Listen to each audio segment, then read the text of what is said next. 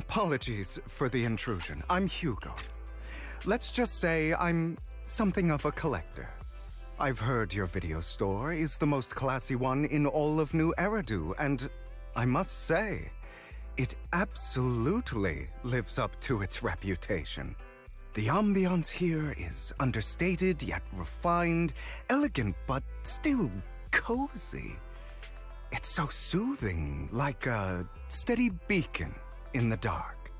I've also noticed some well-known individuals frequenting this place, including elite members from PubSec and HSO.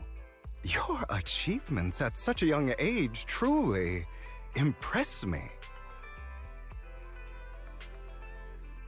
I'm flattered, but you give us too much credit. Trust me, I'm being honest. I do find your store quite special. So, I guess the rumors about this place are true.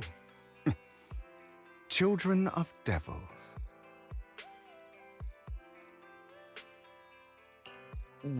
What are you talking about?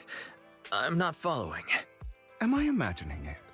Or do you seem really nervous all of a sudden? Children of Devils is an old movie I've been searching for, but it's so niche I can't find a copy in good condition. Or perhaps, did this movie remind you of something else?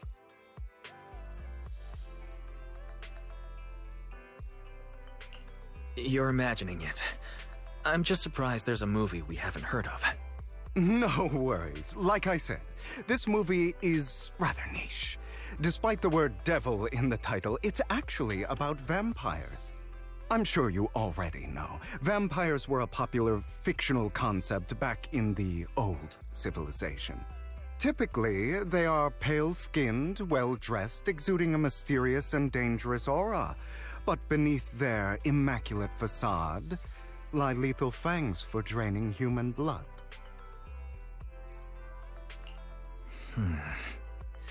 You kinda look like one. I'll take that as a compliment. Too bad vampires don't actually exist in New Eridu. Oh, and I don't feast on human blood. In fact, if anything, I'm hypoglycemic. Anyway, back to the movie.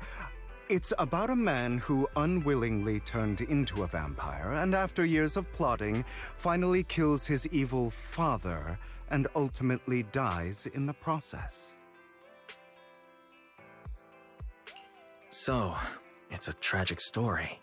I actually think the ending is pretty good. At least he accomplished his goal, and death was just the price he was willing to pay. Well, it's a shame you don't have the videotape I'm looking for. I'll just grab a copy of every movie you currently have for rent.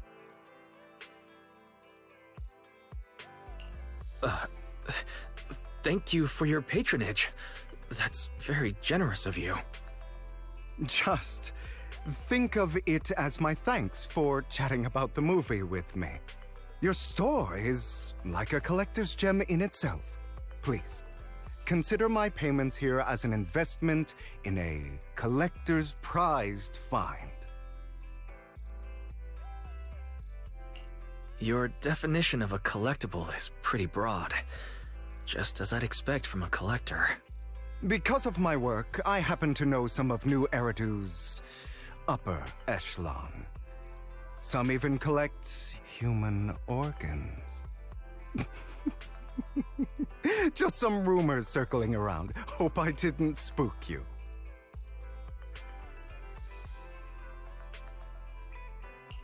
No worries. I don't scare easily. I've seen my fair share of crazy stuff. Guess I was worried for nothing. With so many high-profile individuals visiting here, I'm sure you're well-connected and experienced in various fields. Speaking of which, there's a big industry auction coming up. They'll probably have lots of collectibles, maybe even rare videotapes not on the market. If you'd like to attend, just let me know. Oh, by the way, I saw a marketing event at Lumina Square. Looks like there's a raffle going on. Go check it out if you're interested. Maybe you'll stumble upon something exciting, especially at a place so close to the upper class. After all, there are always secrets hiding behind the light. Well, thanks for today. I'll take my leave for now. Until next time, my precious friends.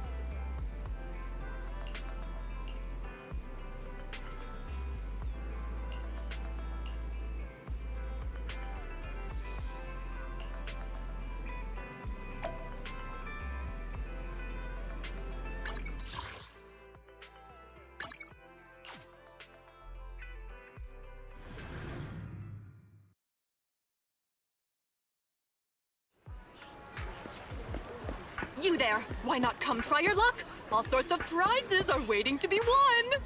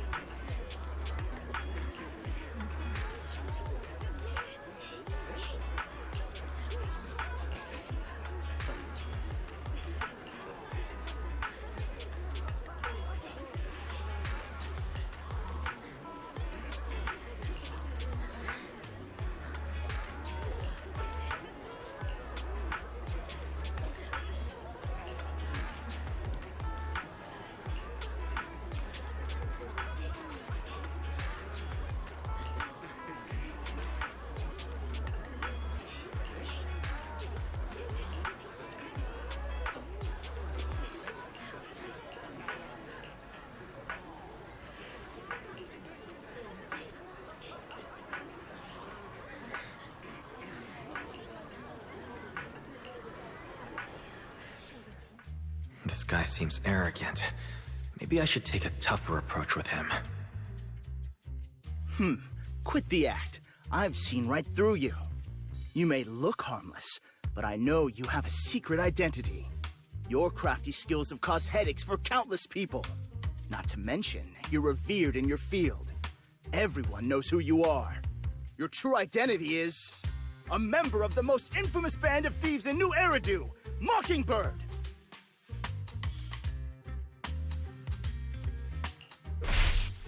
You're right.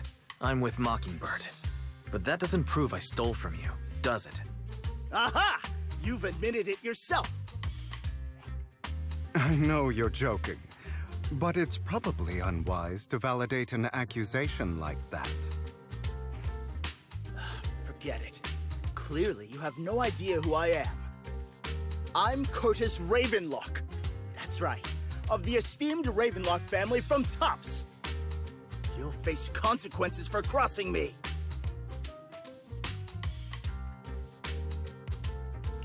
You're an esteemed member of Tops.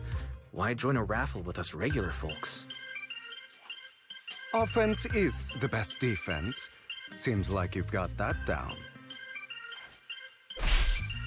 I'm only here because my family sponsored this event. I just joined the raffle for fun. It's not like I actually need the bunny. Anyway, you were the only one next to me when I lost my wallet. It has to be you. Just admit it!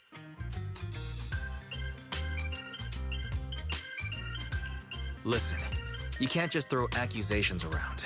You'll be held accountable for what you say. I did not steal your wallet, but if you insist that I did, let's go to PubSec together. Of course, if you can't prove it, I'll be pressing charges against you. Press charges? That's a bit too extreme, don't you think?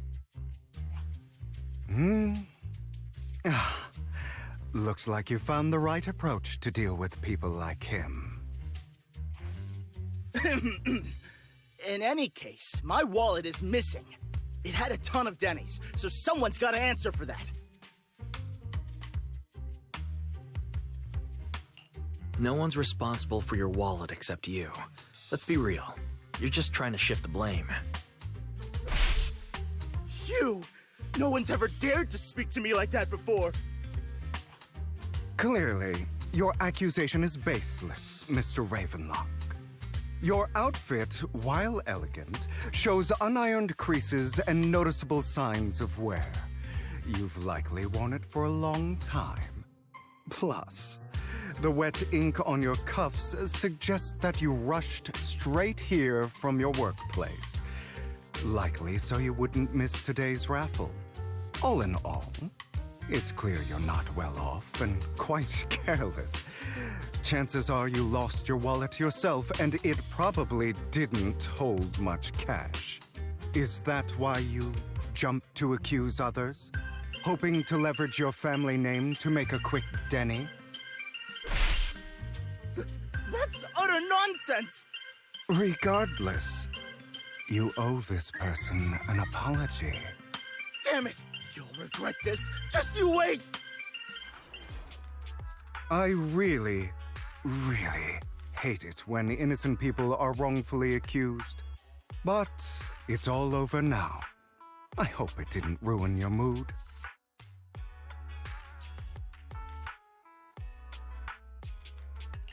I still have some doubts. Did he really just drop his wallet? Regardless of what really happened, he got what he deserved. He should have known what would happen the moment he falsely accused you. People like that should have a taste of their own medicine. That sounds fair to me. Unfortunately, we don't usually see such fairness in our world, do we? That's why sometimes I don't mind resorting to unconventional methods to right the wrongs. You seem to be implying something. Don't tell me... A good movie never spoils its ending. But feel free to speculate. Anyway, it was nice running into you. Please, accept this raffle ticket to mark the occasion. May it keep you away from shady people and situations and bring you good fortune.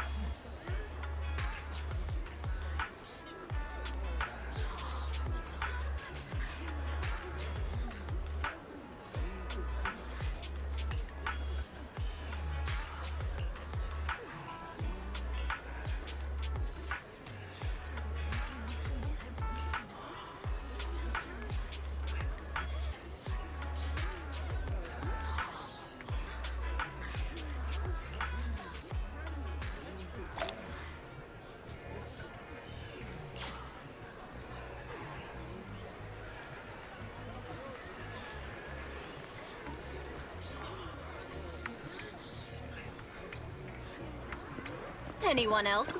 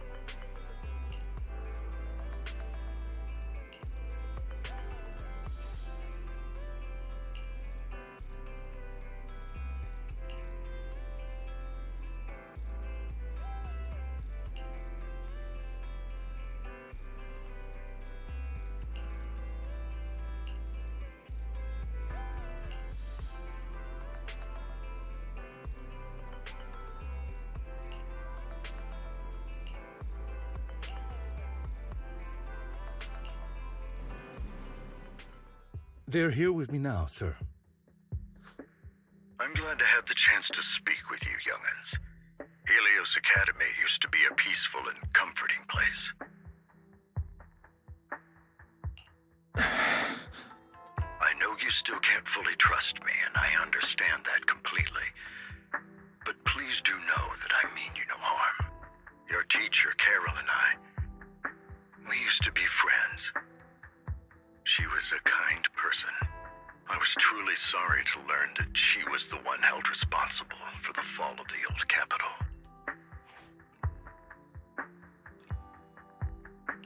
She was innocent. There must be something else behind it. I hope so too.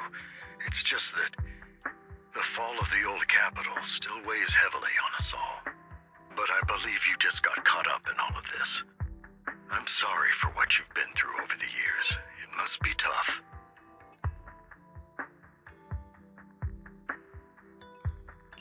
Is that all you wanted to say to us? You two are very cautious, and rightfully so. Carol has taught you well. The real reason I reached out to you is to tell you something very important. Something about your eyes. I stumbled upon some of the data Carol left behind. She spent much of her time studying ways to minimize the side effects of your eye implants. Teacher. She was always looking out for us. Yes, which is why I believe this was her final wish. As her friend, I want to see it through. Simply put, your eye implants are directly linked to your brain, and their functionality depends on your body's limits. As a result, the HDD system takes up a part of your body's capacity. This leads to certain issues, the most notable being that it suppresses your innate ether aptitude. I brought in a team of specialists to analyze Carol's data samples, and after some effort, they created a plan to upgrade the HDD system. After the upgrade, the HDD system will operate with significantly reduced power consumption, allowing for a substantial boost in your ether aptitude, or rather, a restoration to its original level. Do you mean that once the HDD upgrade is done, we'll be able to enter the hollows ourselves without EOS? Exactly. You'll likely experience some discomfort at first, but you'll get used to it over time. I'll have the specialists from Marcel Group continue monitoring your physical condition to reduce the burden on your body and help restore your ether aptitude more effectively. Are you really giving us such advanced technology for free? Feels like there's gotta be some kind of catch. Besides, you must have known about us for a while. So why wait until now? I'm not asking for anything in return. As for why I didn't reach out sooner, truth is, from what I've learned, your eyes possess even greater power. Perhaps the power within you could affect all of New Eridu. But you must understand, power is a double-edged sword. It can be used against enemies or allies. As the mayor of New Eridu, I must ensure everyone's safety. So I hope you'll forgive my caution. I'd been observing you for some time. That said, I'm confident to say that everyone at Victoria Housekeeping speaks highly of you. Miss Bell and Mr. Wise are both kind and honorable individuals. I believe they'll use their power for the right cause. Yeah, they're both good people. Thank you for your kind words. Even though we have no idea what this power is. You're not just making it up to get our hopes up, are you? Of course not. It's just that I don't have much information right now. I'll let you know as soon as I do. Well then, I'll let Lycon assist you with upgrading the HDD system. Rest assured he'll guide you through everything. You should be able to follow him with your knowledge. If you would follow me.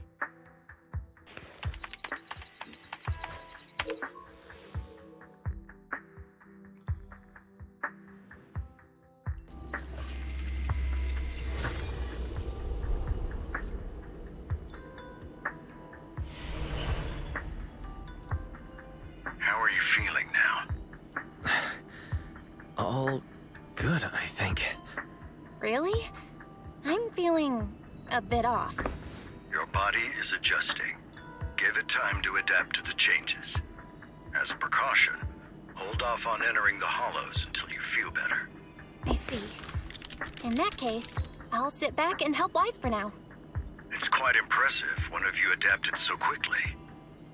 Your ether aptitude is now on par with most hollow investigators, meaning you're ready to explore regular hollows. But you must be careful at first. Lycon, Ellen, why don't you two go along? One of the data piles in the hollow near the metro is malfunctioning, and we need a skilled proxy to address it. I'll assign this task to you. Of course, you'll receive fair compensation upon completion. Take your time at the journeys ahead. You've got plenty of time to uncover your full potential.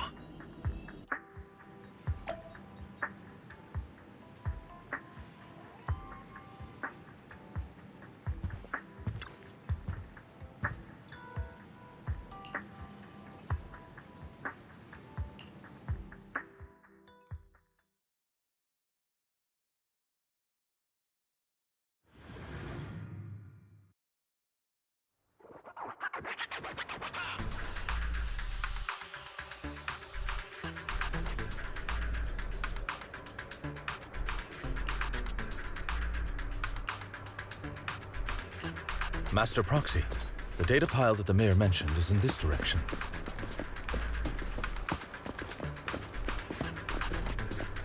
Let's keep moving.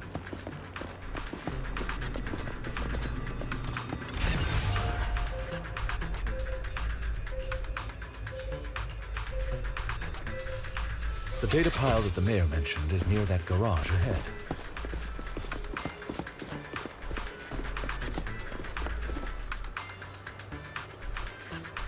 What a pain. There's nowhere else to go. We'll have to move the train.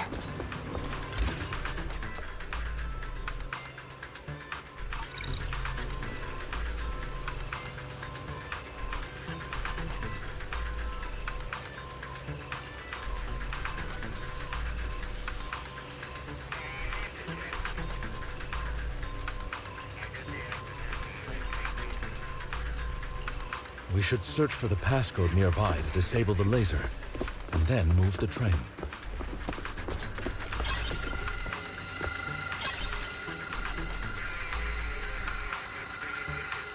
I get it now.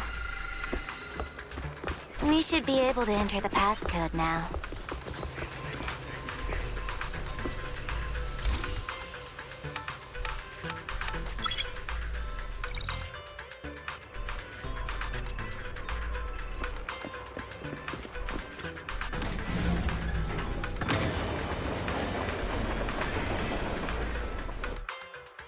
How are you feeling now, Master Proxy? Fantastic. Never been better. I'm relieved to hear it. If you feel any discomfort, please, let us know at once. Yeah, I'll carry you on my back if needed. Well, that won't be necessary. You've always had a sharp mind, and now you've got the muscles to match. Thanks for the compliment. No, I was just thinking. When will you pick up some fighting skills? If you can fight, you could handle things in the hollow all on your own. That'd be pretty neat.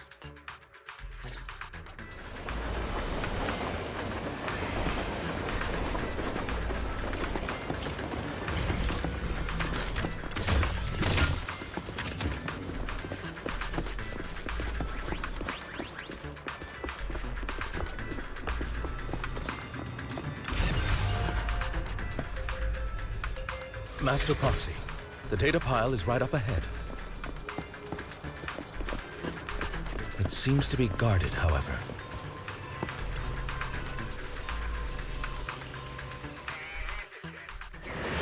Worry not, Master Proxy. We'll ensure your safety.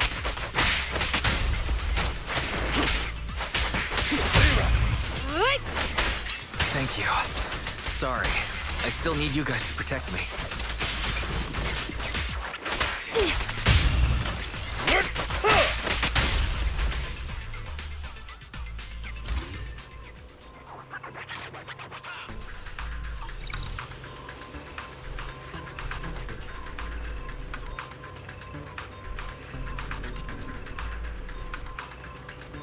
No, it's another passcode. We should be able to find the passcode nearby. Let's keep an eye out for it.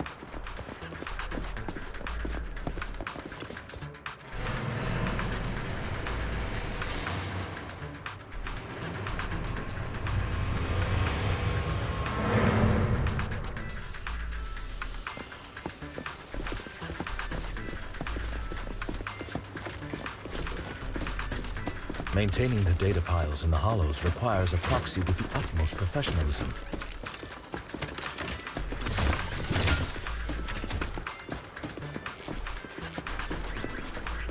It is Victoria Housekeeping's honor to maintain a professional relationship with an outstanding proxy.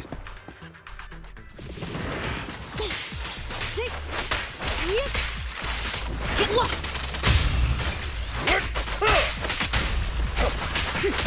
This. Evade now.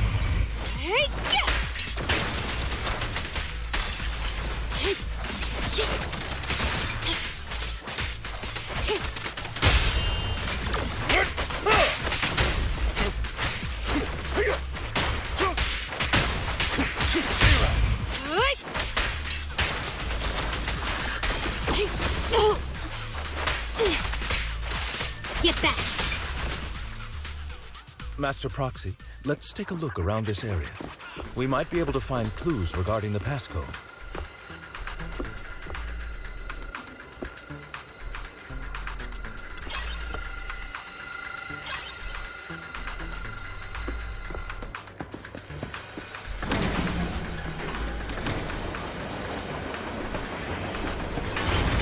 Proxy's moves seemed more fluid in that last battle. Master Proxy, this should be the second passcode.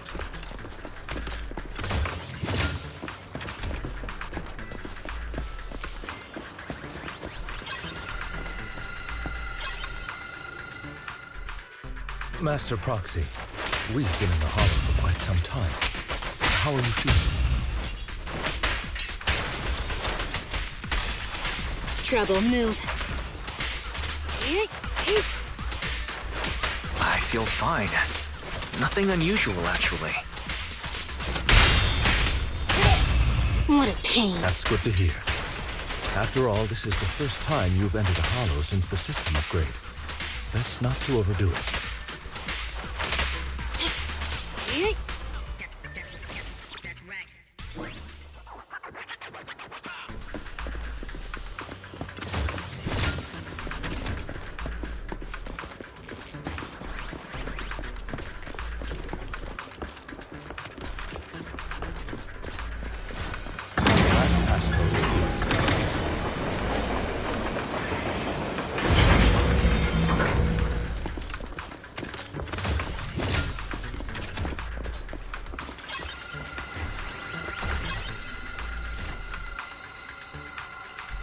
All right, that's all of them.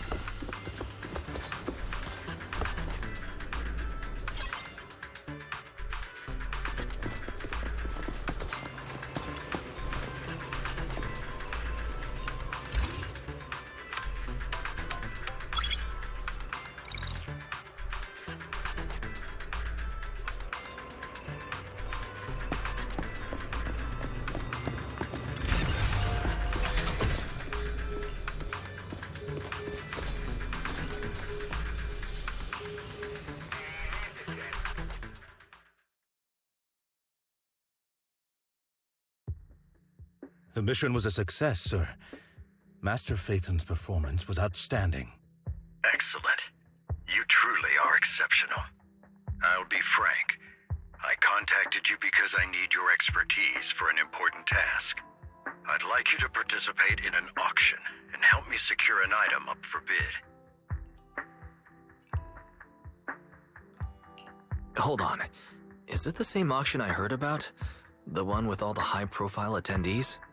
Yes, that's the one. I knew asking you was the right choice. Since you're aware of it, I'll get straight to the point. It's related to the sacrifice you encountered. Sacrifice? It's back? Remember the sacrifice you took down near the construction site? Public security did some research after retrieving it. It It turns out it can maintain its form outside the hollow and carries human genes. Within it, we extracted a mysterious core. This core possesses the same inexplicable power as the sacrifice, allowing it to exist without relying on ether. However, the core was recently stolen from the most secure lab in New Eridu. We suspect this is an inside job rather than an external theft. We searched extensively without success, until I saw the auction flyer. The core has been concealed within an auction item. So you want us to bid on it at the auction. But why us? The power of the sacrifice is highly volatile and destructive. We must keep it confidential, at least for now. And I, as mayor, am not suited to participate in the auction myself. Plus, I'm running checks on my inner circle due to the theft. Frankly, there aren't many people I can trust. Don't worry, the funds are covered, and Victoria Housekeeping will be assisting you. Of course, this hinges on one condition: your willingness to aid me. All right, we'll give it a shot. Thank you very much. I knew that I could rely on you. The only hurdle now is the invitation. It's exclusive to Tops, so obtaining one might take some time. I'll handle that promptly. I'll leave the rest in your capable hands. You seem a bit puzzled, Master Proxy. The relationship between the mayor and Tops seems rather delicate. You're quite perceptive. As you know, the roots of New Eridu's governance lie with the Mayflowers, while Tops is a conglomerate of companies. Power and profit often lay the foundation for conflicts, which is why securing invitations could be tricky for us. Things would be much easier if Tops weren't so involved. But worry not, Master Proxy. It may take some time, but we will overcome these obstacles. Now, if you've no further need of me, I'll take my leave. Have a good day.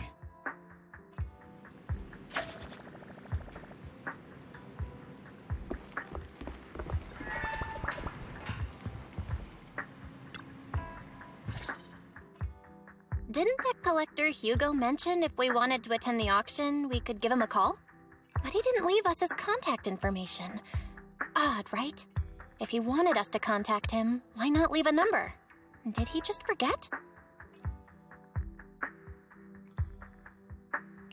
Maybe he left a puzzle for us to solve, like in the movies.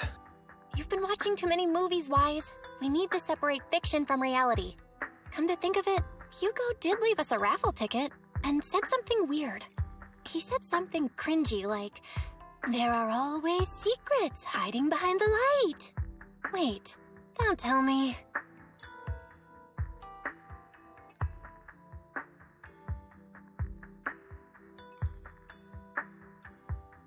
I get it now. This guy watches way too many detective movies. Anyway, let's try contacting him. Aha, it's you, the manager of my favorite video store. Glad you've cracked my little puzzle. I've been waiting for you to contact me. I was worried I might have left a bad impression. Actually, I have a favor to ask. About the auction you mentioned. Could you secure 2 invitations for us? Ah, so you'd like to attend the auction? I'd love to assist, but unfortunately, I have some tasks at hand. But if you two can help me with my current task, I should be able to find time to get the invitations you need. What kind of task? Is it something I can handle? Nothing too dangerous, I hope.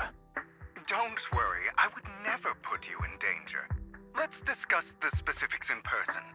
I'll wait for you at Dew Gardening Shop in Lumina Square.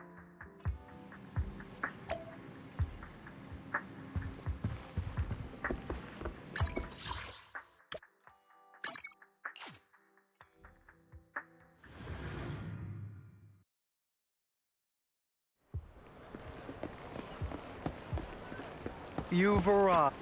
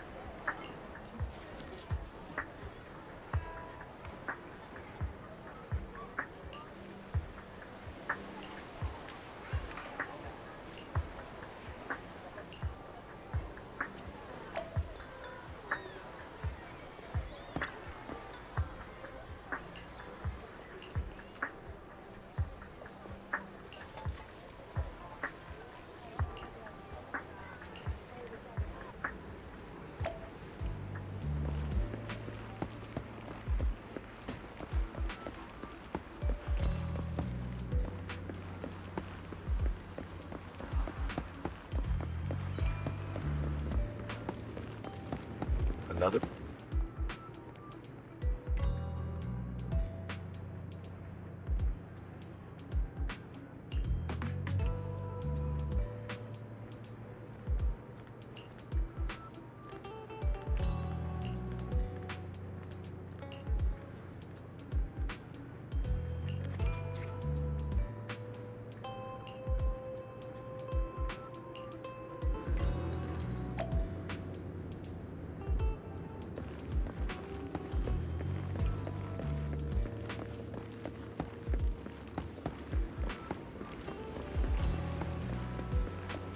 This time...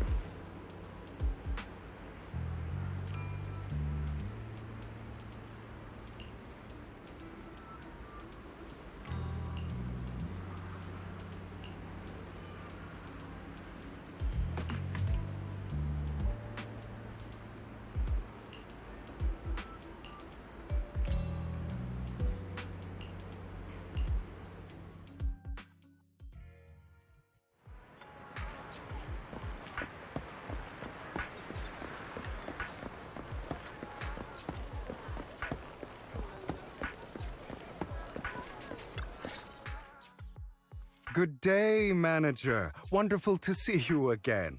You're as sophisticated and charming as always.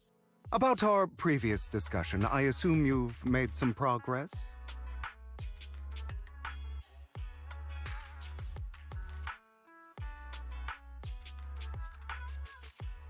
I see. Looks like it's more complicated than I thought. I appreciate your help. Here are the promised invitations for you. One was mine, but I won't be able to attend as I'll be occupied that day. I had to pull a few strings to secure these invitations, so please don't mention where they came from. Otherwise, someone might come hunt me down. Wait, seriously? Is the auction really that dangerous? Well, when you dance with sharks, you can't avoid risk. But I have faith in you, dear manager. I'm entrusting you with my life. Don't worry, my lips are sealed. And so are my sisters. I've been meaning to say, you're so close with your sibling. I'm kind of jealous. What's your view on family ties, manager? It's a bond you have to maintain carefully. Even as family, we might not fully know each other. For example, our... someone who was like a mother to us, loved us deeply, but also kept many things from us. Mother. Huh. For me, that word only brings fear, pain, and hatred. I once had a half-sister. Different mothers.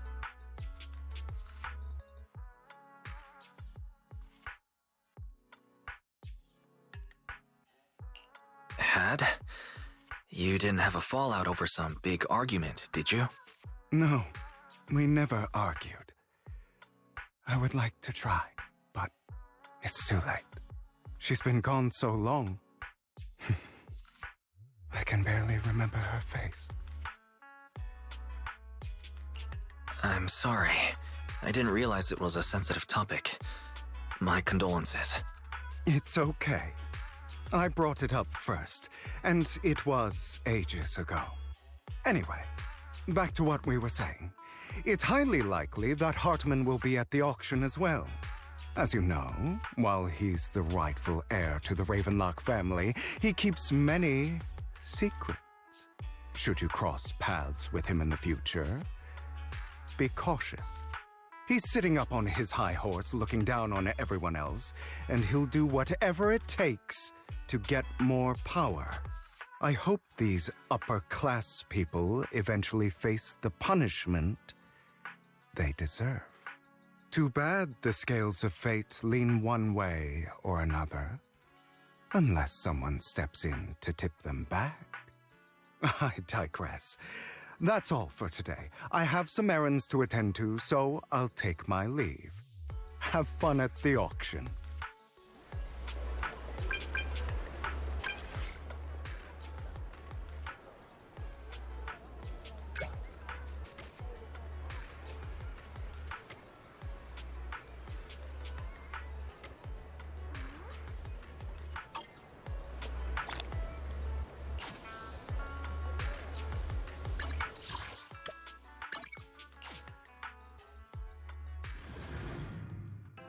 It is a pleasure to see you again, Master Proxy. It's been a...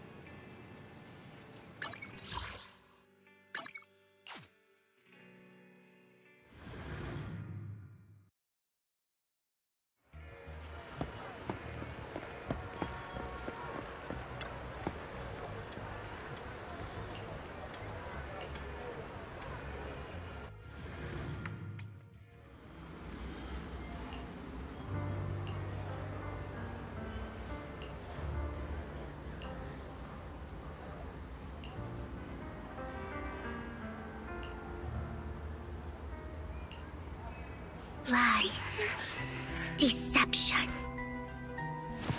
betrayal. I see swirling mist, shrouding the truth in a deep, enigmatic haze. Found you. Chosen one.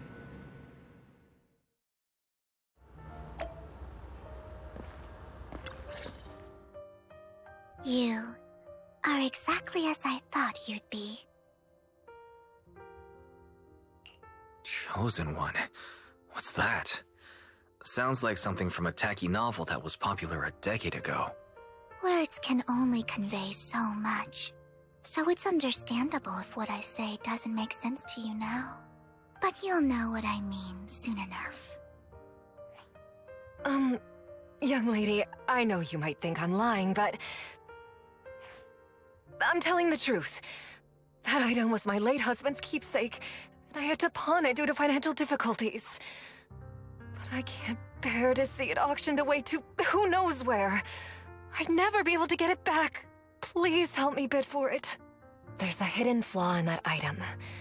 If you point it out during inspection, it will be withdrawn from the auction and returned to the pawn shop. That way you won't have to pay for it. In return, I'll offer you some compensation. It may not be much, but it's all I can manage. Please. Mom, please don't cry. Your story might be genuine, but your intention is not. Besides, this has nothing to do with me. Your misfortune is not my concern. Young lady, You don't look like you're struggling for money. How can you be so cold-hearted? I'm sure this refined individual here feels the same way. Huh? Are you referring to me? Yes, you! If you're willing, could you please... The auction is about to start. I'm not sure how you gained entry, but I'm sure you don't want to be driven out with your daughter. And you? Here's a little piece of advice. Don't let your sympathy easily sway you in an auction like this. Otherwise, you might get swindled. I'm Vivian, by the way. Pleasure to meet you.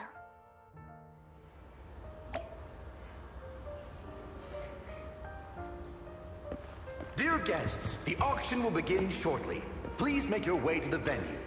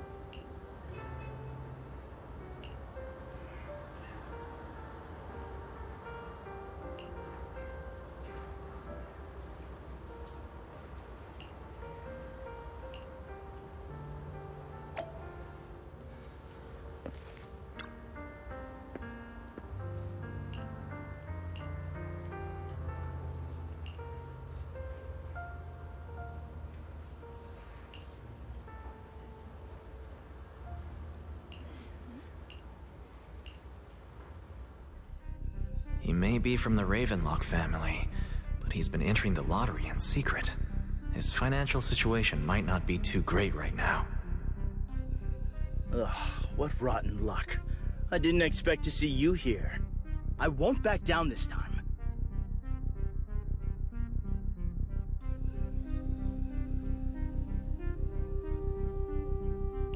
Well then, let's double our bid. A commoner would never bid so high. Damn it. A strong move, setting the tone right from the start. You should just give up already. I'm dead set on getting this item.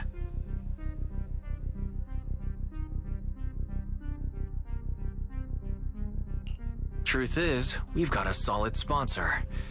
Give up, because we're going to secure this no matter what. So that's how you were able to join the auction? I knew there was something funny going on. Damn it! Am I really going to lose? Nicely done. I see you're getting the hang of manipulating your opponent's emotions at the bargaining table. Okay. Let's not rush into inflating the price. Seems like it's just the two of us interested in the item. Why don't we discuss this in private first? No matter what, I won't back down. Ugh, I didn't expect you to be so determined. This is the perfect moment to shake your opponent. You're really stubborn, huh? Is it really worth arguing over such a small collectible? That's right. The Denny's in our pocket is our biggest advantage. Host, I'm raising the bid. The price is way more than it's worth. Forget it, I'm out. It's a bit overpriced, but it's still acceptable. Regardless, congratulations on your winning bid. Though in my opinion, its aesthetic style is a bit ahead of its time. But as long as you like it, that's what matters. After all, the true value of art is in the love people invest in it. The next item is truly exceptional. The final creation of a legendary artist, the only one of its kind in all of New Eridu. The artist's tale is quite fascinating. Unrecognized during his lifetime, his works were discovered by art collectors after his death and became hugely popular. Because of this, authentic works are few and far between, making each one incredibly precious. And this stunning final piece, anyone who loves his work won't want to miss it. Without further ado, let's get started! Starting bid, 200 million Denny's! If I can get it for under 500 million, I can still turn a profit. 300 million! I'm not mistaken. Wise, isn't that the item the woman asked Vivian to bid on? Yeah, that's the one. If our budget allows, perhaps we should. 1 billion. Even if his final piece is a collectible of this quality, starting at $1 million right off the bat. Since she doesn't have to earn her own money, any bid is just a number to her. Was that Vivian? Wow, she just said, "Don't let your sympathy sway you," then went ahead and bid anyways. Yeah, but she can literally afford not to take her own advice. Ooh, this elegantly dressed lady certainly has refined taste and deep pockets. So, is anyone ready to challenge this young lady? Invest in the legacy of a talented artist who left us too soon. Its value could double in the future. I'd advise against it. I'm going to bid on this no matter the price tonight. This young lady is certainly very confident. Our time is almost up at $1 billion. Going once, going twice, going 3 times. Sold for $1 billion. All right, ladies and gentlemen, that concludes the first half of the auction. Please feel free to unwind in the lounge for a bit, as more treasures await in the second half.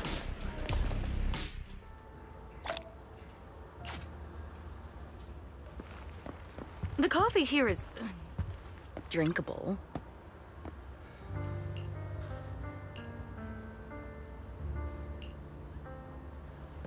The coffee here... You have a strange look on your face. Despite her ruthless exterior, she's actually quite kind-hearted. Though you wouldn't dare think that, would you? How did you know? Looks like I hit the mark. Just to clarify, I didn't assist that woman out of kindness, nor do I plan on giving up the item I just purchased, because it's nothing more than a common scam.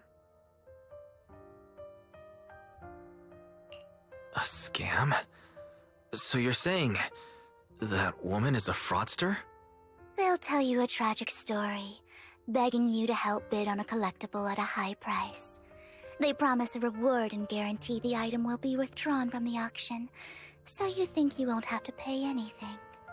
But the reality is, once you bid, the deal is done. No going back, and you end up shelling out a hefty sum for something worthless. So why did you still bid on the item? I really enjoyed the story of that legendary artist. Art, at its essence, sells stories, doesn't it? I'm willing to pay the price for the stories I choose. That's another lie. Looks like you believed me. Okay, you got me again. Let me give you another piece of advice. Appearances can be deceiving. People often mask their true intentions. Sometimes, what you can't see is the real truth.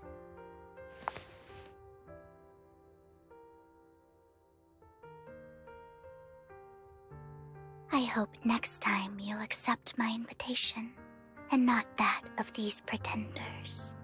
I'll see you soon, my friend of many secrets.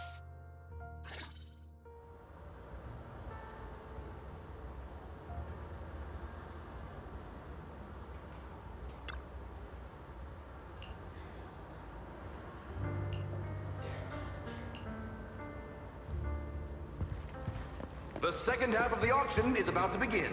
Please make your way to the venue.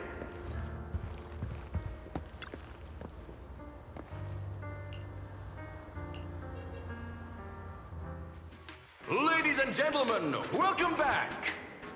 Up next in our auction is tonight's showpiece, the one-of-a-kind Robe of Heroes! Legend has it that, long ago, this was a garment that only a hero could wear.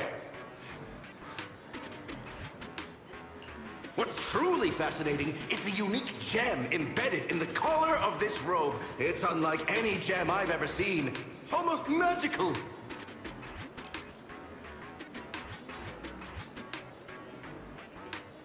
Wise, that gem's probably what we're looking for. Such an important item, yet it's just there on a piece of clothing, completely unprotected. How gaudy. This auction sure is busy. There's people of all sorts, whether they belong or not. Robe of Heroes. What a tacky name. Nonetheless, I'll secure it. In the name of the Ravenlock family. Yes, I see it. Seems authentic. Of course, I'll keep an eye on it.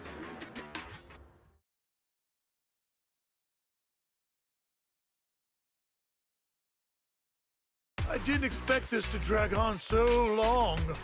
I believe there is no meaning in continuing this senseless bidding war. Frankly, wasting time irks me more than squandering money.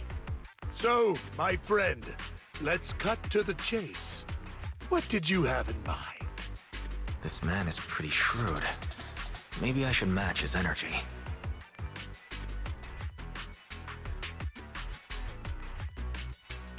Perhaps a better question should be, what can you offer me? The ball's in my court now. Good. I enjoy conversing with people of sufficient intelligence. There are more antiques in this auction than just the robe. Why rush into this? You might find something else you prefer.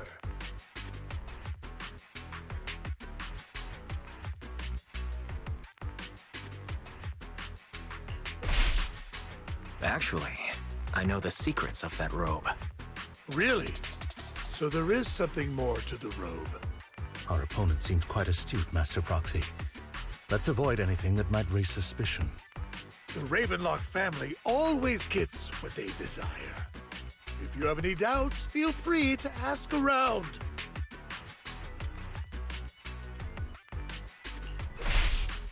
If your family really is that powerful, why engage in a bidding war with a commoner like me?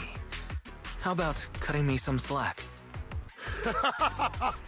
Well, I'd be happy to go along with your proposal. So, why not withdraw? And I'll grant you anything else you desire from this auction for free.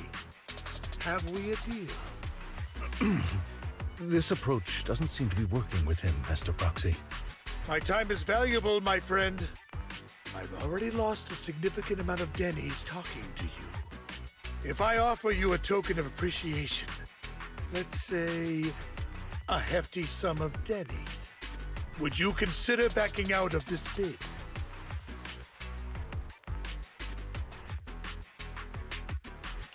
In that case, if I were to give you a hefty sum of dennies, would you back down? I fear my price is beyond your means. It's been a while since someone dared speak to me like that. All right, since I can't sway you, we'll have to settle this with our financial power. But let me be clear. No matter how high it goes, I won't back down. Drat. Though the mayor gave us a substantial amount of dennies, I have a feeling it won't be enough to win against someone with this amount of financial power.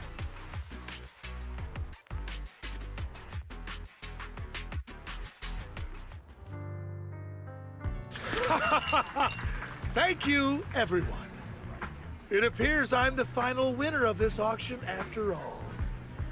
Well, I'll be taking this masterpiece with me. Of course. I must extend my sincere gratitude to all of you. Damn it, we almost won! Ugh, denny grabbing jerks. I got a message from Hugo. He wants us to... Look up? What happened? Why'd the lights go out?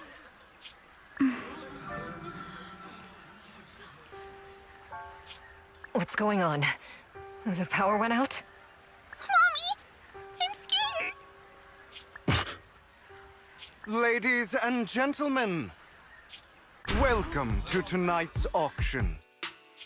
My apologies for the long and dreary opening.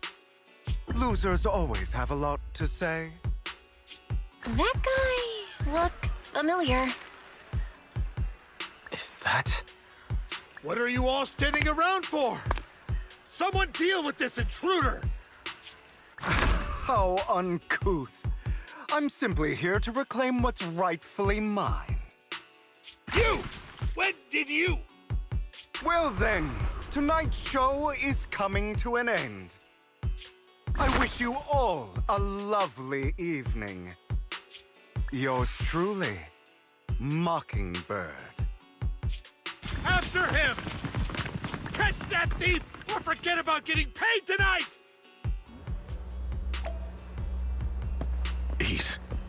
I can't believe he's here. And his target happens to be that core, too.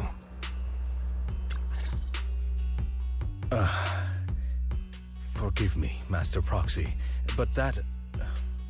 Mockingbird and I have... history.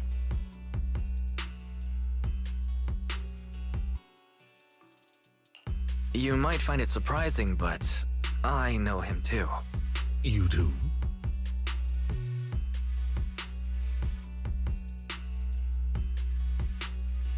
I see. So that's how you know him. Years ago, we founded Mockingbird, the Phantom Thieves Syndicate. Things started off well.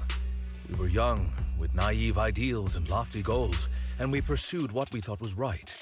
But one night, that all changed. There may have been signs of what was to come, but no one noticed them at the time, or perhaps we chose to ignore them. Eventually, I left Mockingbird and accepted the olive branch extended by the mayor. The separation was, shall we say, less than amicable. And my dearest friend became my sworn enemy. Master Proxy, if I may ask, what do you think of Hugo?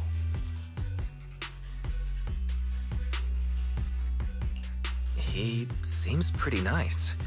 He did lend us a hand, so he doesn't really come across as a bad guy to me. I see. A facade, I'm sure, to earn your trust. In any case, he is very dangerous. I'm still unsure of his intentions, but we cannot risk letting him have the sacrifice core. Based on my past experiences, I can likely predict the route he'll take to evade his pursuers and escape. However, this path lies within the Hollow. Master Proxy, can you... Let's head straight there. I'm feeling pretty strong right now. Very well. Please, follow me then.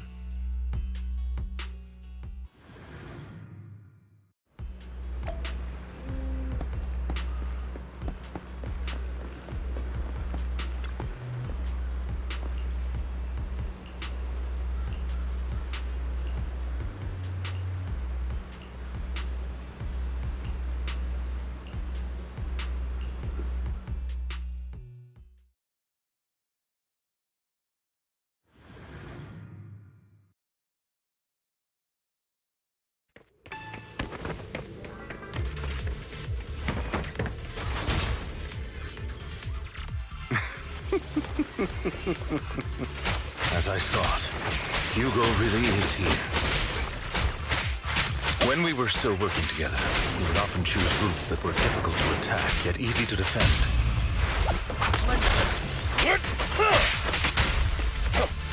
Master Proxy, the layout of the port is complex. Ethereals may jump out from any corner.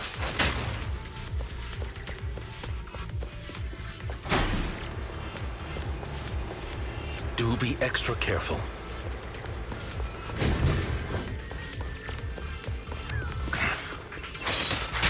There are so many ethereals.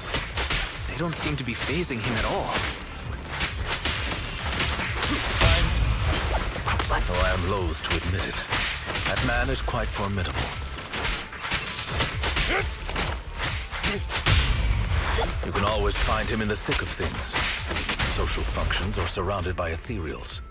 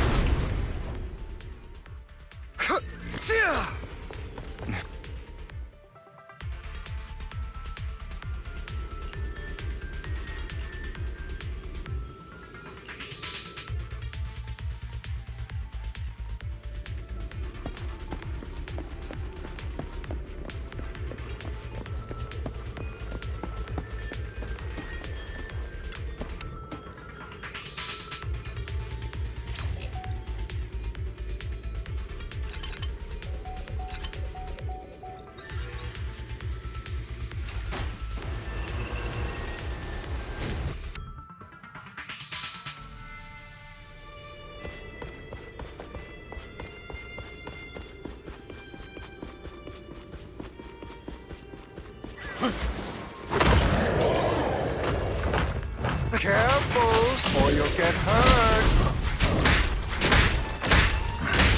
I'm not going to let you have your way. Master Proxy, that's one of Hugo's weapons. Make sure to avoid it.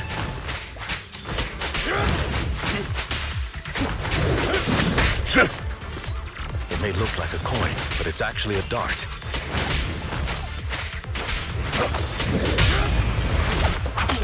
He carries around a briefcase filled with all sorts of weapons. He's extremely familiar with this place. Master Proxy, dragging this out will only be to our disadvantage. Let's proceed through here post-haste.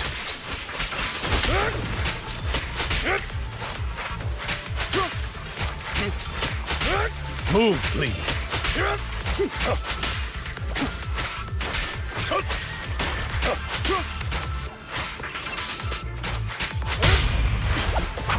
Stand still. The mechanism here isn't damaged. It's still functioning normally.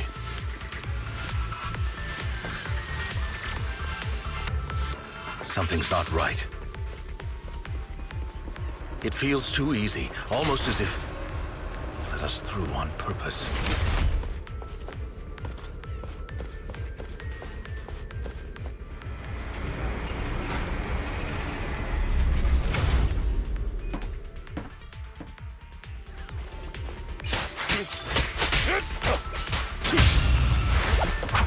Stay calm now.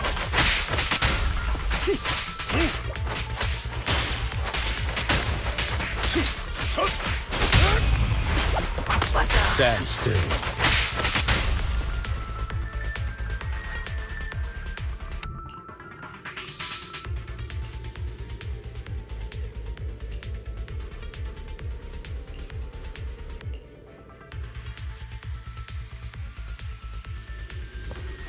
This must be the right way. Not to worry, Master Proxy. We'll be able to catch up to him soon.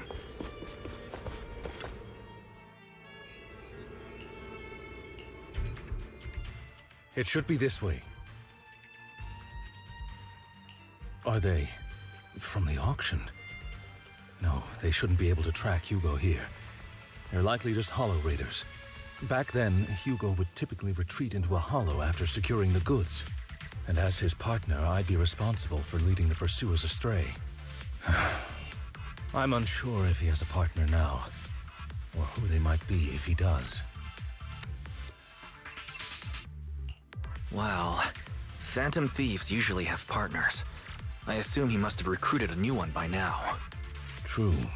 That could make things trickier, as he may have passed the core to his partner. Regardless, Master Proxy, let's steer clear of those hollow raiders for now. Although I'm confident in my ability to defeat them, a clash here might delay us and jeopardize your safety. Our main focus now is locating Hugo and retrieving the gem.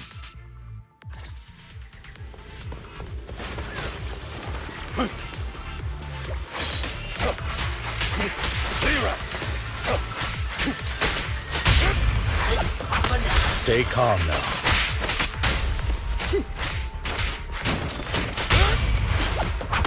Stand still.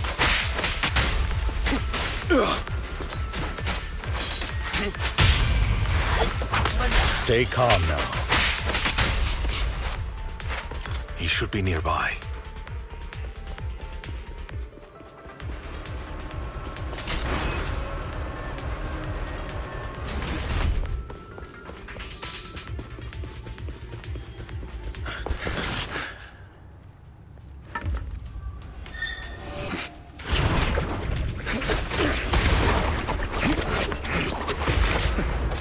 Long time no see, traitor.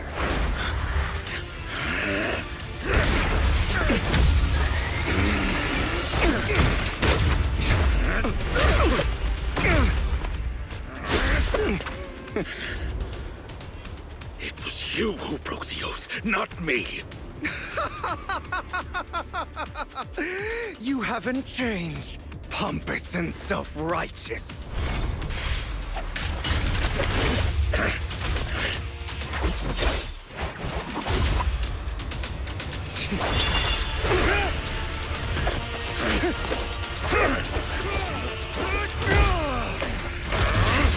Beyond reason! Both of you, enough already!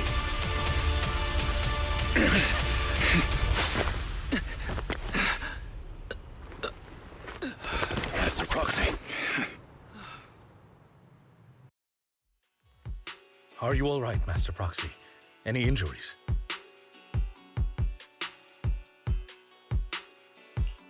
I'm fine. I just forgot I wasn't using EOS. I thought your attacks would just go over my head. I'm not used to being this tall, I guess. Rest assured, Manager. My blade has always been steady. I'll never point my weapon at my allies, especially not you.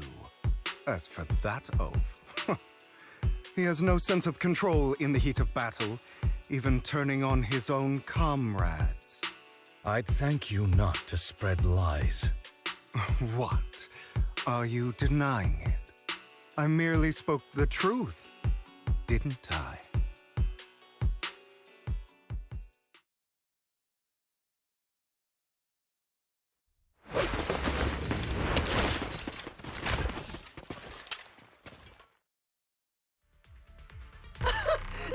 We were in for a tough day, but it seems we struck gold in the end. If you value your lives, you better hand over all your etheric resources and any other valuables you've got. I have no conflict with you, gentlemen. I'm here for personal reasons, not to mine ether resources. Cut the crap. It's been a rough day, and we need something to make it right. Whatever your business is, pay your dough or bite the dust. Pay our dough? This is the Hollow. You're not claiming this Hollow as your own, are you? Not even the current mayor of New Eridu would dare to make that assertion. Am I correct, Mr. Mayflower Watchdog? You sure have a mouth on you, pretty boy. Don't push it. We've buried idiots like you in the Hollow before, and soon you'll be joining them. I'd urge you to reconsider. Huh? Unfortunately, your kind advice has come too late. They've already worn my patience thin.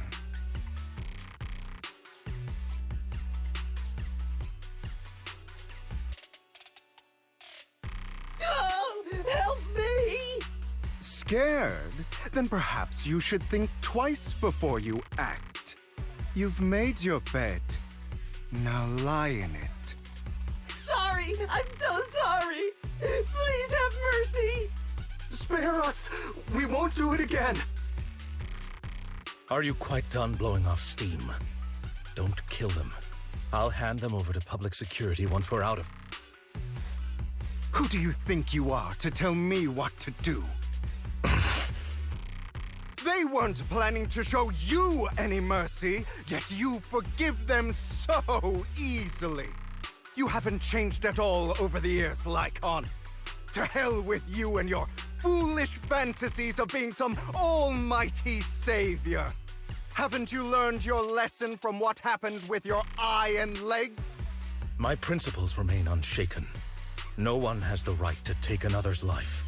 Sinners deserve punishment. Do you know how many lives they've taken? I'm merely delivering the justice the world needs. It is not our place to pass judgment. I know I will not sway you. There's no point in continuing this argument. I will stop you. I always will. Go ahead and try. I will defeat you. I always will. Be prepared to kneel before me, traitor. Talk too much.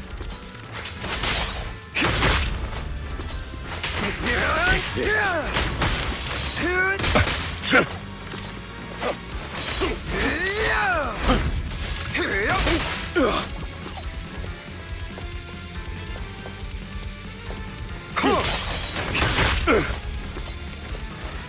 Beg for mercy.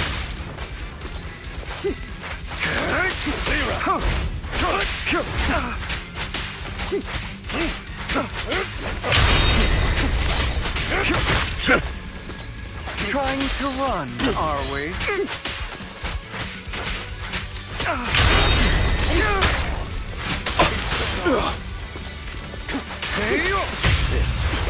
What the? Proxy? Do you two have to fight? Ready to continue. My apologies, dear manager, but I'm itching to teach him a lesson. Shut up.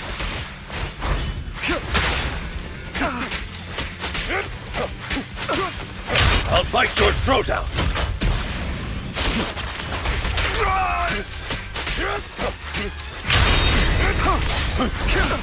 Amateurs.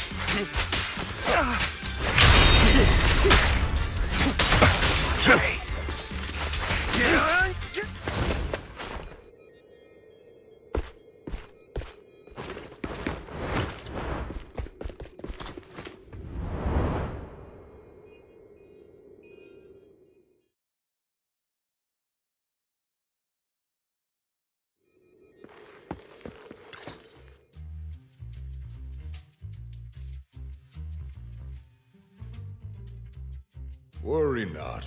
Mastery of my skills will come in time. But there's something more important I would like to teach you. Something about faith. Does a phantom thief even need faith? Of course. What else would we fight for? For wealth, fame, and power to stand at the top, so nothing and no one can imprison us. Isn't that what everyone desires? Or perhaps, by faith, do you mean something asinine and empty, like justice, dreams, or friendship? Hilarious. Grow up, Lycon. It's time to let go of your naive fantasies of being some almighty savior. You just don't get it. All right, enough squabbling. What I'm trying to teach you is very simple. I may not walk the path of justice, but I do not walk the path of evil. There's too much injustice in this world, and there are times when it becomes necessary to right those wrongs with unconventional methods. Taking lives, however, is out of the question. Life is a precious gift, one that nobody has the right to steal. No one should have the authority to judge whether another lives or dies. Keep that in mind. I will. You don't seem convinced, Hugo. As you mentioned, this world is unjust. That's why we must strive to bring fairness to this world. Those who cause harm should face consequences, just as those who take lives should. But not all lives hold the same value. Sometimes, you may need to eliminate one if it means saving more. You're too proud. Your pride may lead you astray. I have my own path and beliefs, Jack. I'll determine for myself what's fair and unfair. Hey, watch your mouth. If it weren't for Jack, you'd be dead already. You're a smart kid, Hugo. Skilled too. You could easily take the life of a sinner. However, what if one day you found out you were wrong? What if that so-called sinner were innocent? Could you bring them back to life? I wouldn't make that mistake. To err is human. Everyone is bound to make mistakes. It's good you are open with your thoughts. I just don't want your troubled past to weigh you down. Because your hatred doesn't define you. It only eats away at you.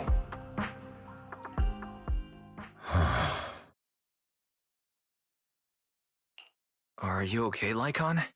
You've been quiet for a while. My apologies, Master Proxy. I was just reminded of some past memories. Before Hugo and I founded Mockingbird, we had a mentor, Jack. He took us under his wing when we were in dire straits, imparting his skills and life lessons. But Hugo didn't agree with his viewpoints. Perhaps our paths were always fated to diverge. I've been curious for a while now. What caused you two to split? Mockingbird, faced numerous triumphs, but also setbacks, and one of them was a disastrous one. Hugo, you... Was this you? All this? So what if it was? Have you gone crazy? Have you been planning this all along? You'd bury all these lives in the name of vengeance? They deserve to die. Especially my so-called father. I should have killed him a long time ago. A really long time ago. You know what, Lycon? There's some people whose only purpose in life is to bring more suffering into this world. Sometimes murder is what brings justice back into this world. And for that, I must stain these hands in blood. Enough! I can't trust anything you say anymore. I'm leaving Mockingbird, now! Where are you going? Anywhere. Someone from the Mayflowers got in touch with me before. Are you mad? You know what those hypocrites in city administration are like. They're no different from tops. We fought them together all this time, and now you're leaving to serve as their lapdog. Are you going to turn your back on Mockingbird? Turn your back on me? The mayor is different from the others. But it doesn't matter. I'm not going to even try convincing you. As your friend, I'll give you one last piece of advice. Please, stop here. Otherwise, the day will come where your hatred and ambition will consume you.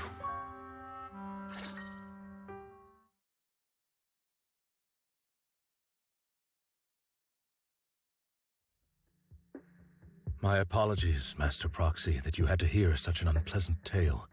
Hugo came from a powerful family, and his relationship with them was always strained, especially with his own father. So much so that Hugo wanted to personally put an end to him. After shouldering a mountain of injustice, Hugo ran away from home. That's when Jack and I met him. And that setback that Mockingbird suffered turned out to be intimately connected to his family.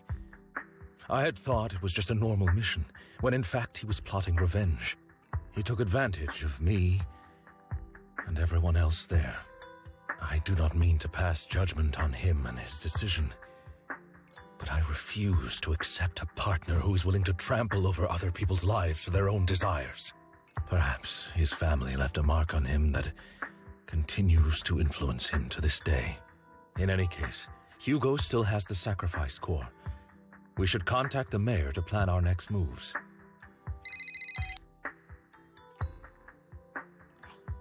A pleasure to speak with you again. Lycon has already filled me in on Mockingbird stealing the sacrifice core. I'll deal with it. Anything else we can do to help? I mean, we didn't manage to complete our mission. No. You've done well. It's just not appropriate for you to get involved in what's to come.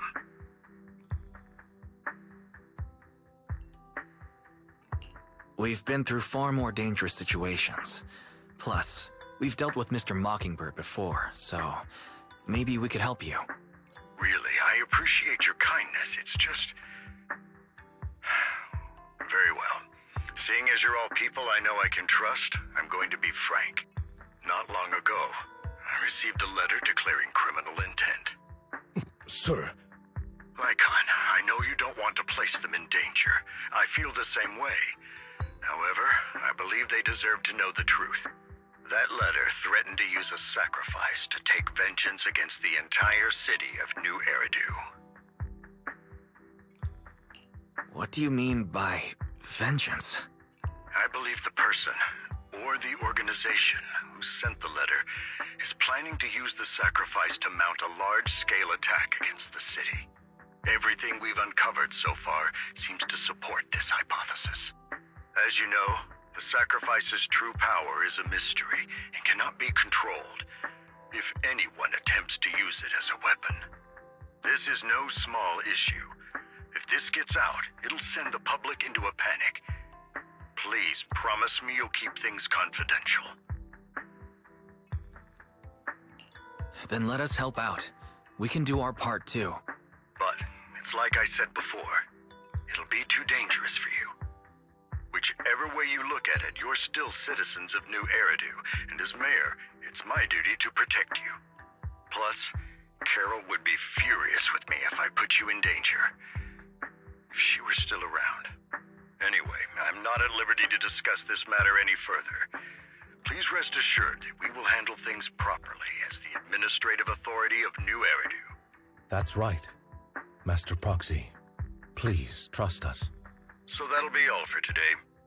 Goodbye for now.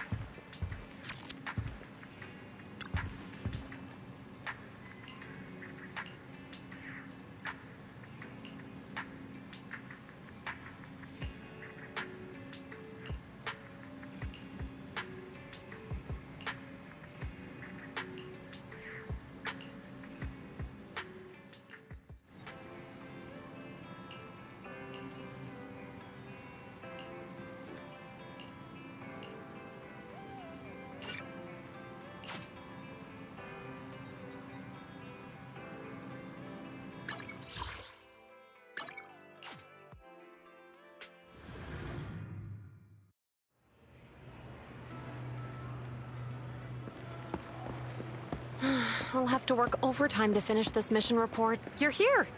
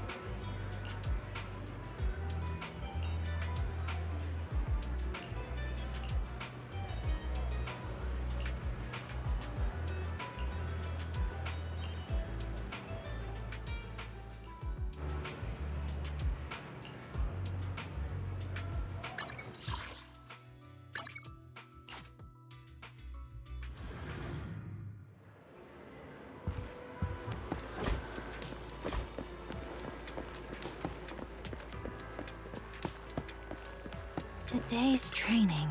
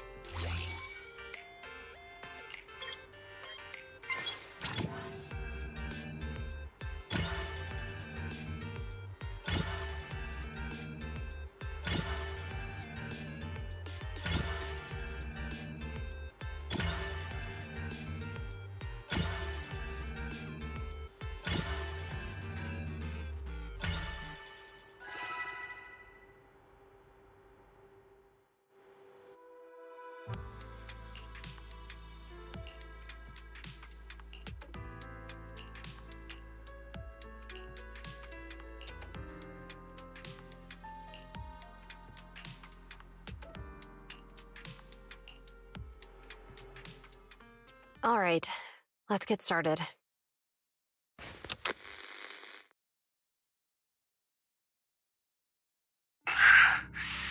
I'm probably not getting out of this hollow, but at least this tape recorder still works. Let's say these are my last words. I gave away my anti-corruption equipment to save those civilians, so I'm not in good shape. Unfortunately, we came up against a horde of ethereals right after that. I rushed over to fight them off and tried to save the civilians, but in the thick of all the fighting, I turned back and realized that I was somehow alone. Nobody was behind me. Luckily, I managed to defeat the ethereals, but the wounds and corruption I sustained in doing so should be fatal. I don't mean to cast the blame at all here, and if any of my colleagues ever pick up this cassette, I hope that nobody is ever held accountable. It's just human nature. It's normal. I just have a few regrets. Oh, what's that over there?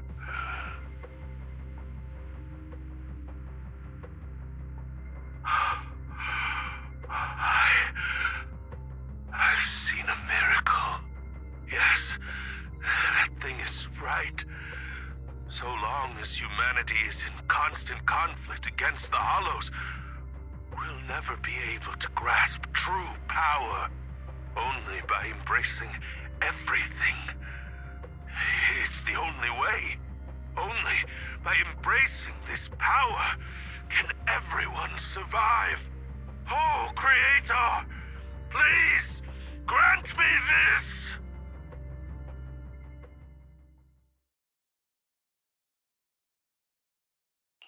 Are you okay, Julian? Don't be so down.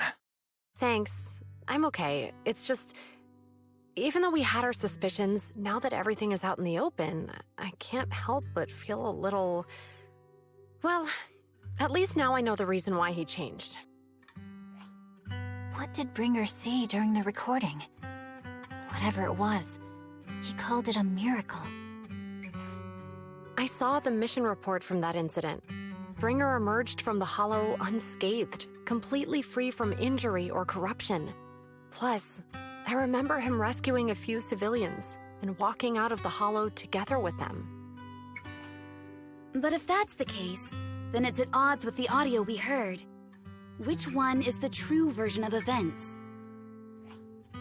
It's possible that both are true. Like if Bringer actually met a real god that completely healed his body and helped him save the others. And that's why his mood changed so much. Why he started believing the Exaltists. Because he witnessed a miracle. That sounds like a reasonable speculation at this point. But it still exceeds the limits of what we know. In any case, it's a clue that ultimately points to the Exaltists. I'll keep pulling this thread and see where it leads.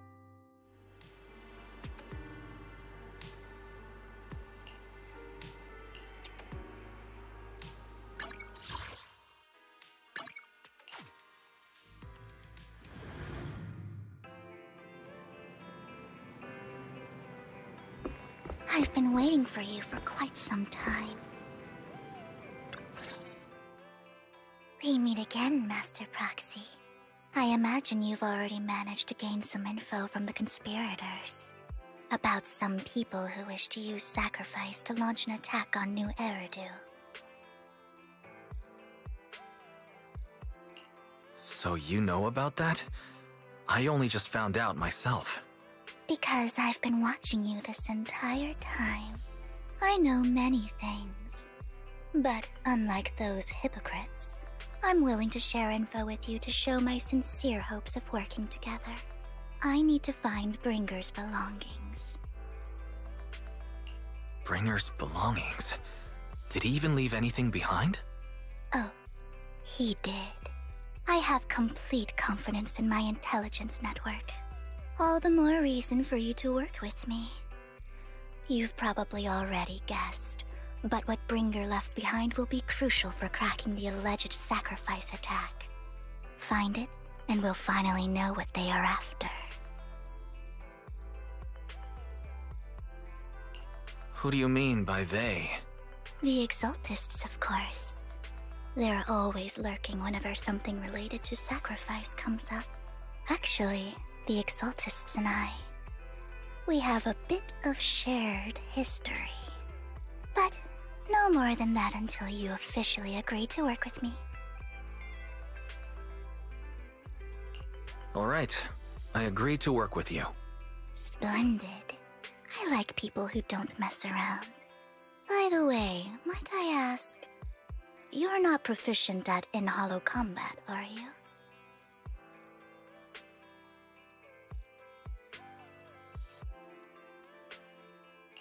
No, I can't fight. As I expected. Not to worry. You're an invaluable proxy. All I require is for you to guide me. I mean, not even my darling Lord Phaethon can fight in the hollows. Hang on. What did you just say? Your darling Lord Phaethon? That's right. The best proxy in all of New Eridil. Lord Phaethon. Don't tell me you don't like him. It's not that I don't like him. It's just, it's a little complicated. Well, if it's not that you don't like him, then that means you do like him, right? And I know exactly how you feel. My love for Lord Phaethon is really complicated, too. Great, you're a fan of Lord Phaethon, too. But that makes sense. All of New Eridu ought to be fans of Lord Phaethon.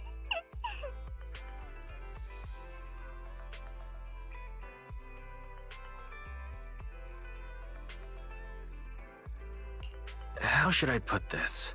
I'm not really a fan of Phaethon. I get it. You're ashamed. Because you love him so much. I went through a phase like that once. But it's okay to be brave and admit your love. Relax. I'm with you as you make your journey, fellow fan.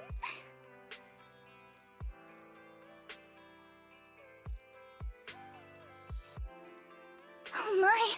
Once I start talking about Lord Phaethon, I just can't help myself. Look at the time. I suppose that's all for today, then. I'll be in touch with more news.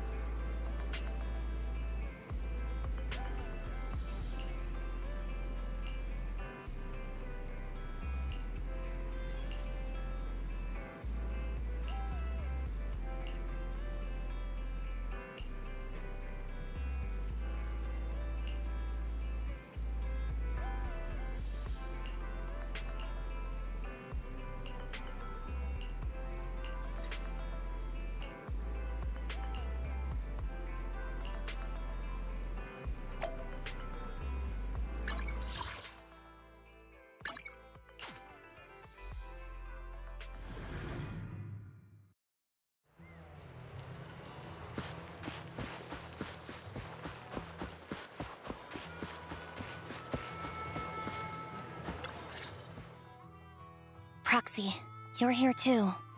I didn't expect to run into you here. What are you two doing here? And what's with the new outfit, Ambi? I'm here to investigate that incident.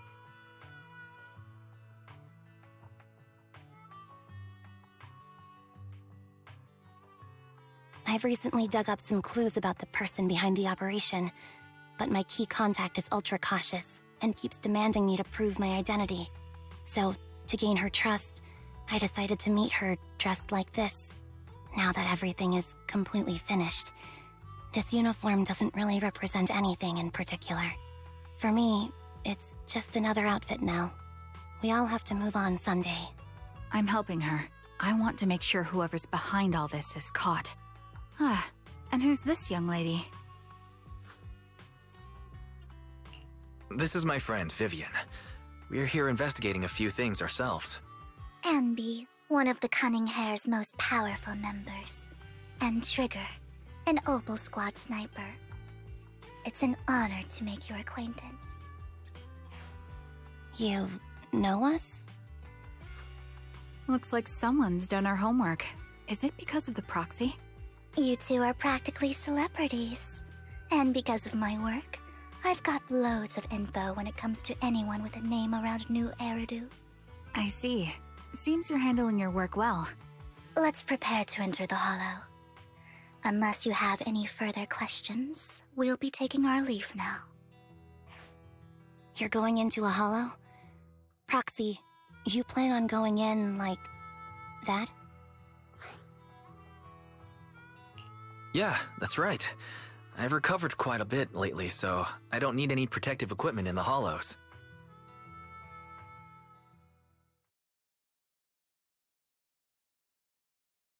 Huh. Aren't you that lady from before at the auction? Hello. I didn't expect to see you again, young lady.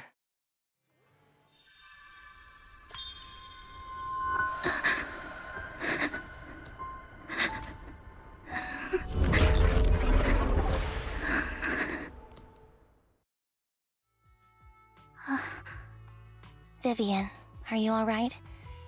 You look depressed. What's wrong, Vivian? Are you feeling alright? It's nothing. I just drifted off for a moment there. So then, what are you doing here? Don't worry. I'm not here to scam you. I'm waiting to meet someone. Don't tell me. You're my contact for intel? That's me. Ambi from Silver Squad, I presume? Pleasure to meet you. All right. I'm going to exchange some information with Miss Ambi here. So if you'll excuse me.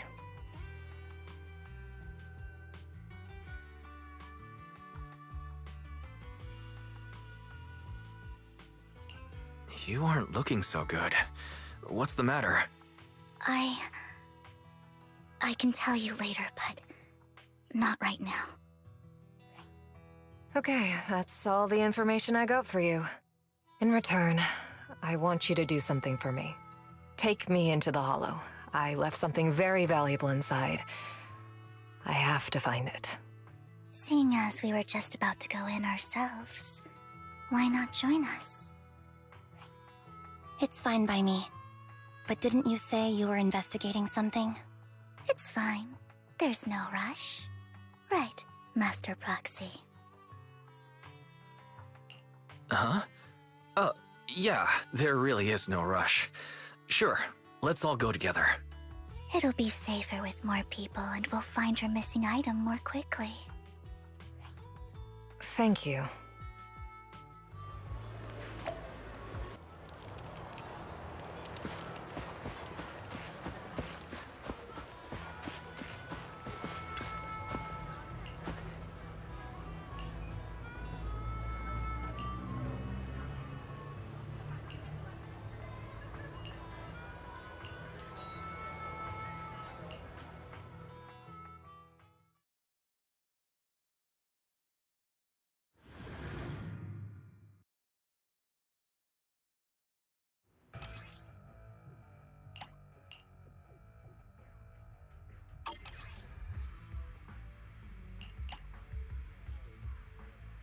So, what is it that you all plan to do here? We are here to look for something too. Something extremely important.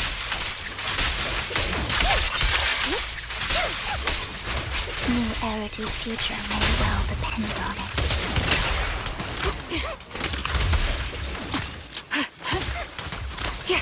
Adjusting for wind. Right on cue.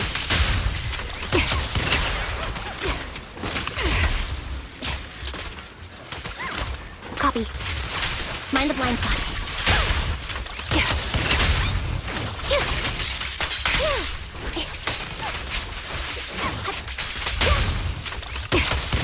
Now it's my turn to ask questions. What exactly is it that you're investigating?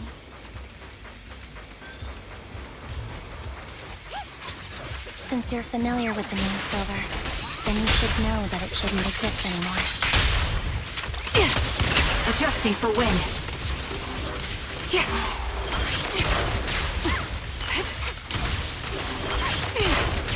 What I'm investigating has something to do with it. The wind! A perfect conduit.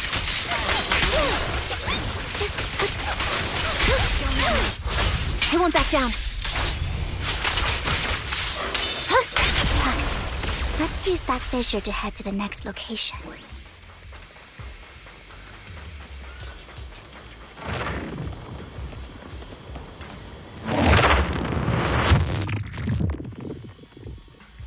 This is the place.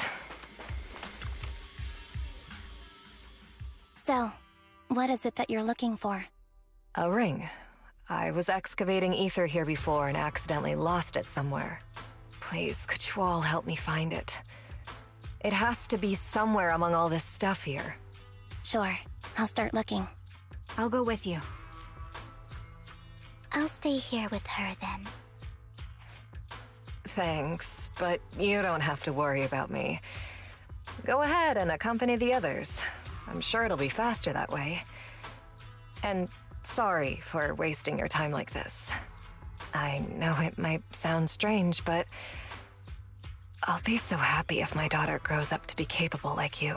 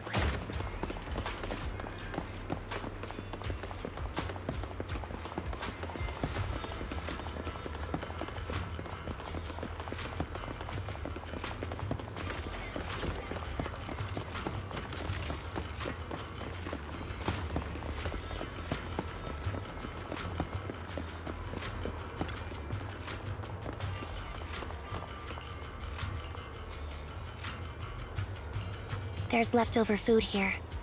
I don't want to imagine what's inside the bag.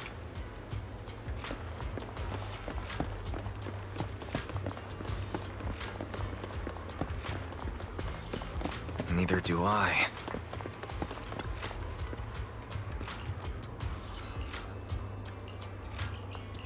A toy that seems emotionally stable. There shouldn't be a ring hidden in it.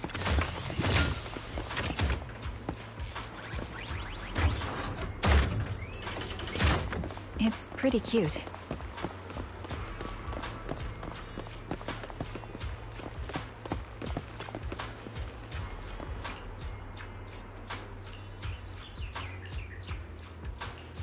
It's a fancy lunchbox? I wonder if its owner is safe and sound.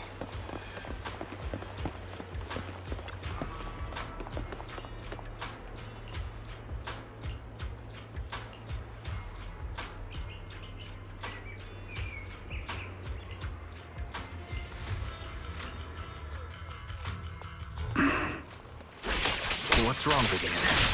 You seem worried for a while now.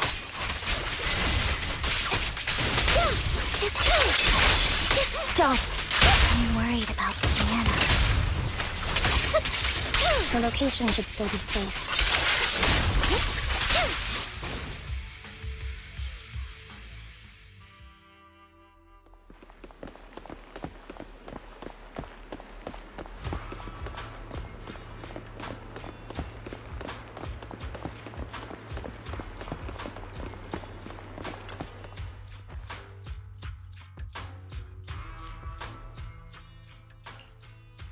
Her vital signs are gone.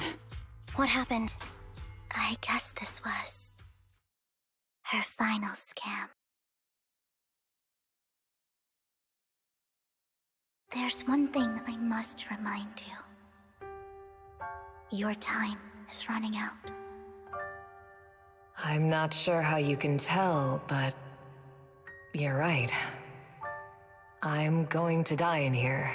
That's my plan. I'm very sick and don't have much longer. If I try to get treatment, it'll just be a burden on my daughter. So I scam my way through a bunch of physical exams and managed to take out a hollow corruption policy through Ravenlock Insurance. Once some time has passed, could you please take my corrupted body out of the hollow? That will secure a generous compensation package for my daughter. It's only what the Ravenlocks owe me. A pity, yes. But it's the only way I can squeeze it out of them. What makes you think that will help you? I just trust you will. I'm just awfully sorry you had to get involved in this, but it's something I must do. I have to leave something behind for my girl. I have to give her a chance at life. If it's okay, could you also please pass a message to Mira for me? Tell her, don't worry.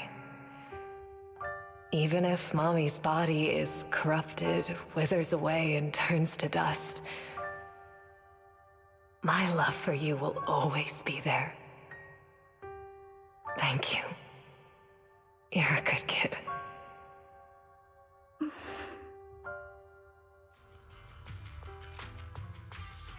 She was betting that we'd help her. So, you were aware of this the whole time? Yes. Because I saw it.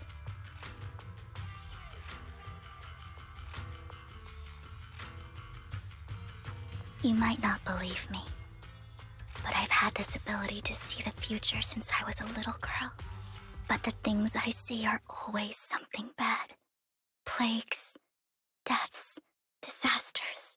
That's all I've ever been able to see. It's all that kid's fault! She's seriously jinxed. I always try to avoid her.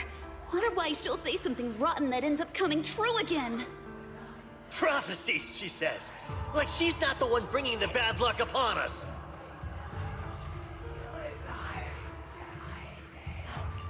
It wasn't me. I didn't do anything. Sorry. I'm sorry. What good is saying you're sorry? Things like this keep happening every time you open your mouth. How unlucky. She shouldn't be here. Nobody wants her around. If only she would just disappear. I just wanted to warn you all. I'm sorry.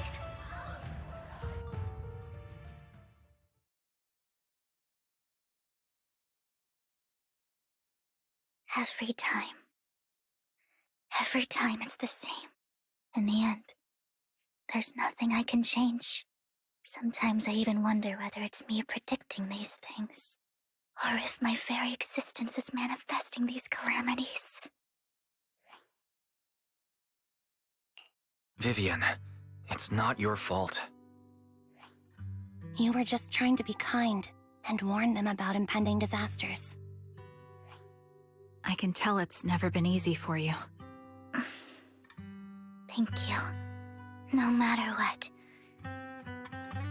I just hope she finally gets to rest in peace. I hope no misfortune, whether I foresee it or not, ever happens to anyone.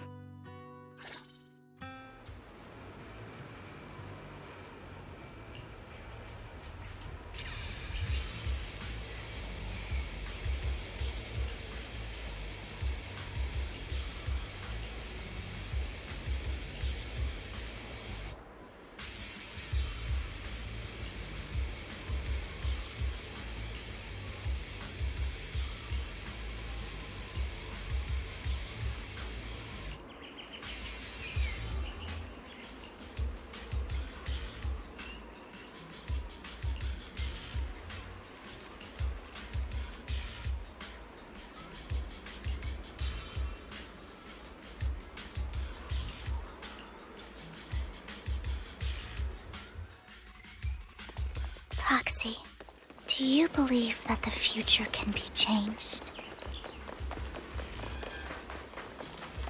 In my memories, this has happened countless times already. What I only see is misfortune.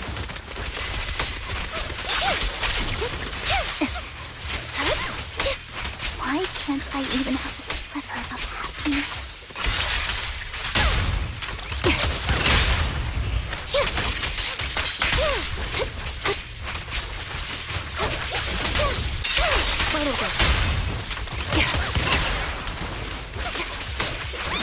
Foxy, the fissure that we're looking for is up ahead.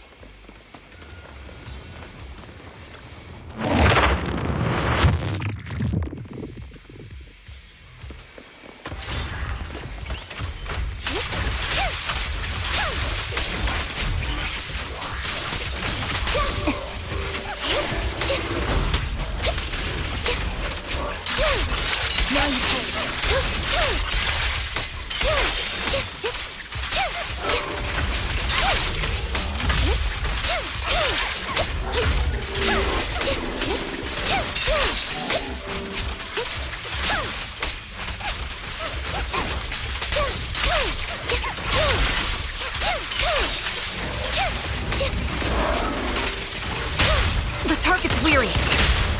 Mind the voltage. Resolve.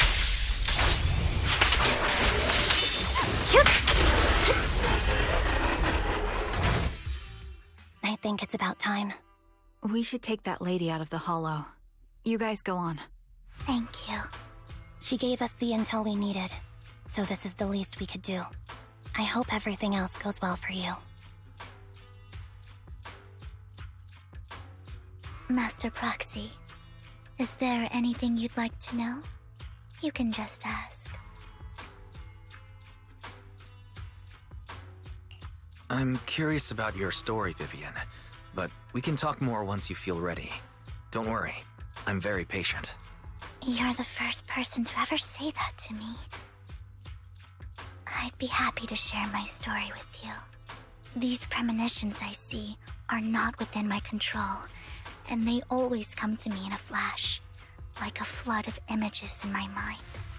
Most of the time, I see death, disease, accidents, and disasters. Of course, there are also some non-fatal mutilations. But every time, without exception, they end up happening. And I can never prevent or change them. That's all I have to say about it.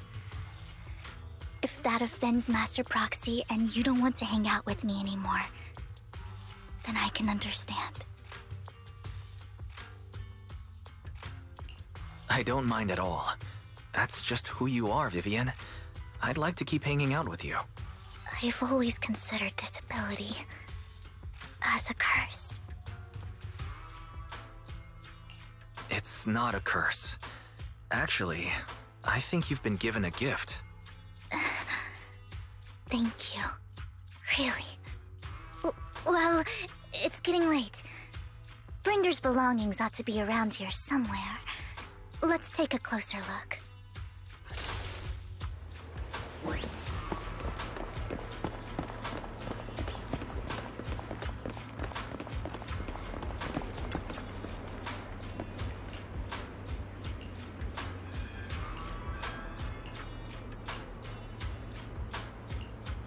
Looks like it isn't in here.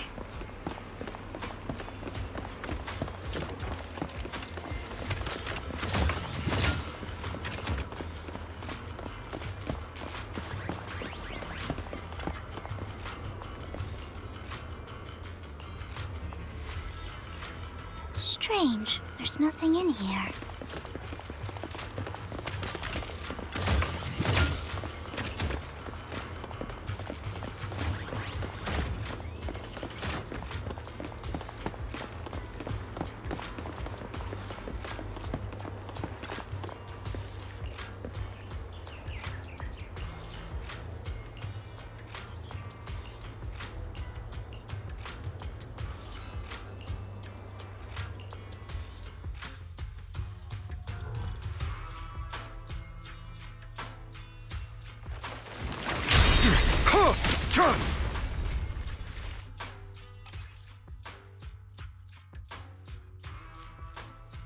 This is it.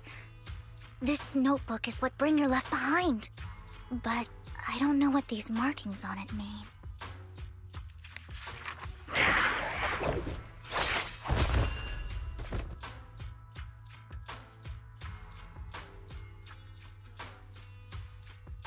Well, hello, Master Proxy. It's been a while.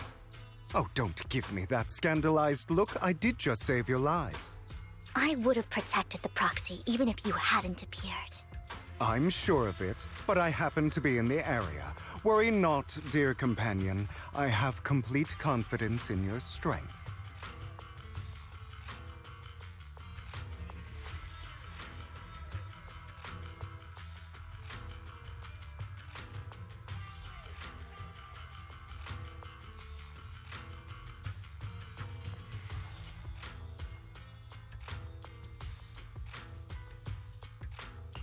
Hang on. Did you say companion? So you two know each other? Apologies. I didn't have a chance to mention it before. I'm actually part of the Phantom Thieves Syndicate, Mockingbird. That's right. I was only able to slip in during the auction thanks to some help from Vivian backstage. So the whole time you were only bidding on the collections so you could get backstage and tamper with things? I warned you before. You can't rely on appearances. Don't worry, Master Proxy. We don't have any ulterior motives here. As you've probably heard, Mockingbird is a renowned Phantom Thieves syndicate in New Eridu that, despite its longevity, has managed to maintain the secrecy of its members' identities to this day. So, disclosing our identities to you is essentially the highest sign of good faith that a Mockingbird Phantom Thief can show. But Lycon said that you're very dangerous, and we should be careful. Then I imagine he's also told you about some of our past. And I'm sure you know that in a complex situation like ours, you shouldn't listen to either side over the other. Mockingbird's purpose is very simple, really. To form long-standing and cooperative relationships with outstanding proxies like yourself. We need your abilities. Before you make any decisions, please allow me to briefly explain the concept behind the Mockingbird Syndicate. We all know there isn't anything in this world that's fair. A prime example being the uneven distribution of wealth. People from tops splurge on luxurious collectibles, while the poor have to gamble with their own lives just to get by.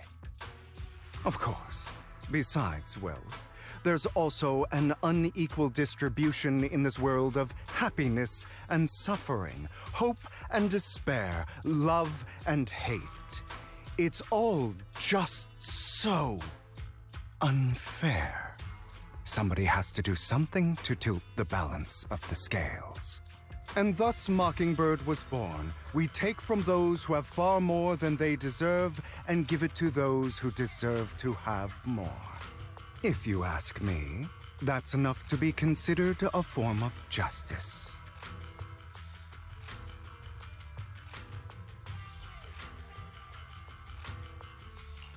All right, that makes sense.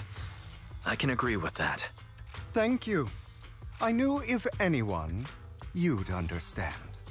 However, aside from these philosophical considerations, we also have a crisis on our hands to deal with. As you know, the Exaltists are plotting to use the power of sacrifice to launch an attack on all of New Eridu. We can provide you with all the latest intel, just like that notebook you found. Something those pompous housekeepers would never be willing to do. And the most crucial part of this whole game, the sacrifice core, is currently in my possession. I think that makes this a highly competitive deal. We share the same goal for the moment, stopping the impending disaster from playing out.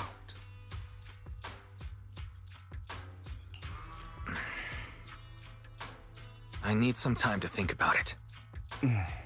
How about this? If you still have misgivings about our upcoming cooperation, then why don't you bring Lycon along with you?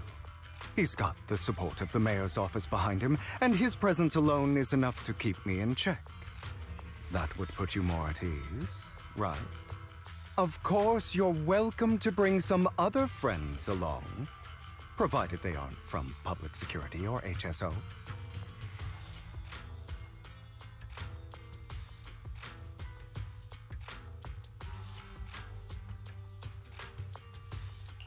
Well, if you're willing to let my friends come along, then you've got a deal.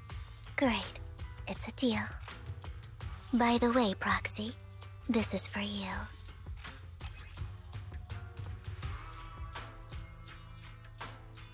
Consider it a souvenir commemorating our first time working together. For now, we'll carefully look through the contents of that notebook. I'll contact you if anything comes up.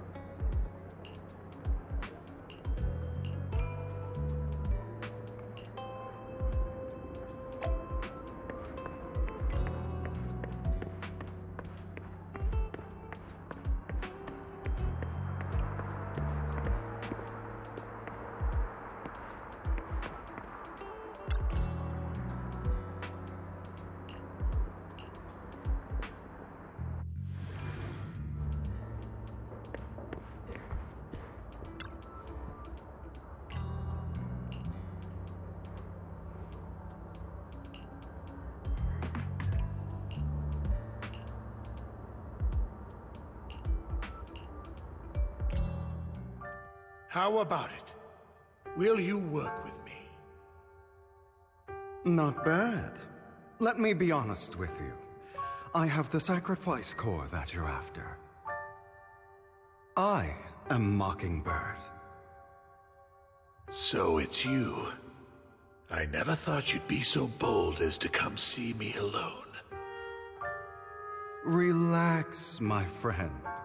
As you know, if I can sneak into such a heavily guarded auction, then naturally, I can just as easily slip away right now. I'm here with the sincere intention to seek cooperation. I can give you that sacrifice core. And what do you want in return? Wealth, glory, power. The things everyone else in the world wants, I want them too.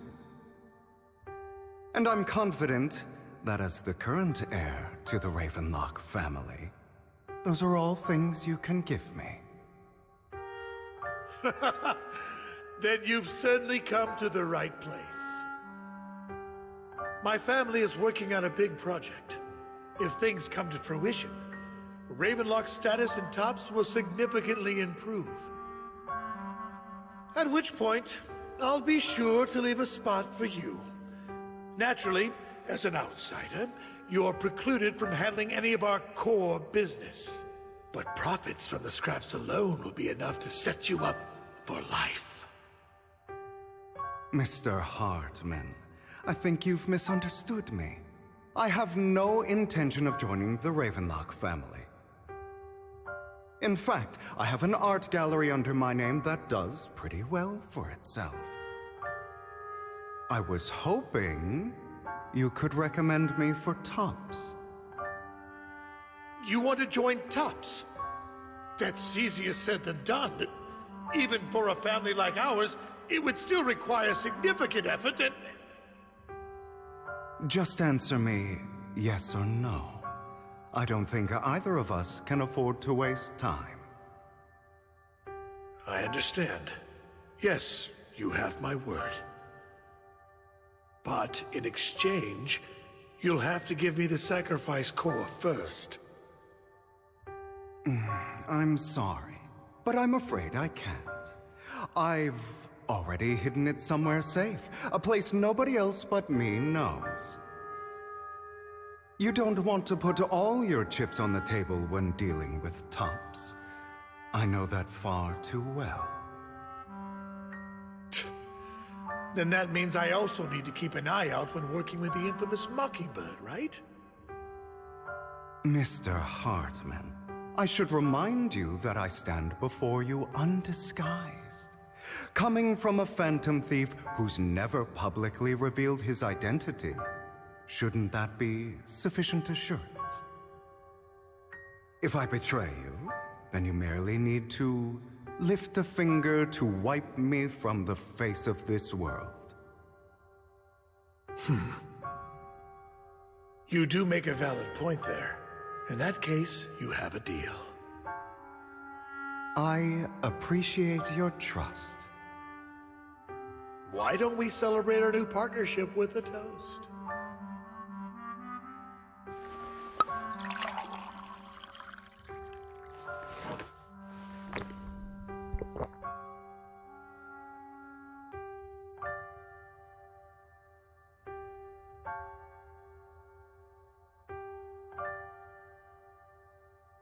Having a drink before undertaking anything important is a family tradition. It's good luck. As an outsider, it's a real honor. By the way, you aren't the only member of your organization, are you? Shouldn't all your companions agree to this deal first? You don't have to worry about that. I'll make sure she agrees. Otherwise, I'll get rid of her too. Seems you'll do whatever it takes to get things done. Great things lie ahead for someone like you. All right, let's leave it at that for today. I'll contact you about what to do next.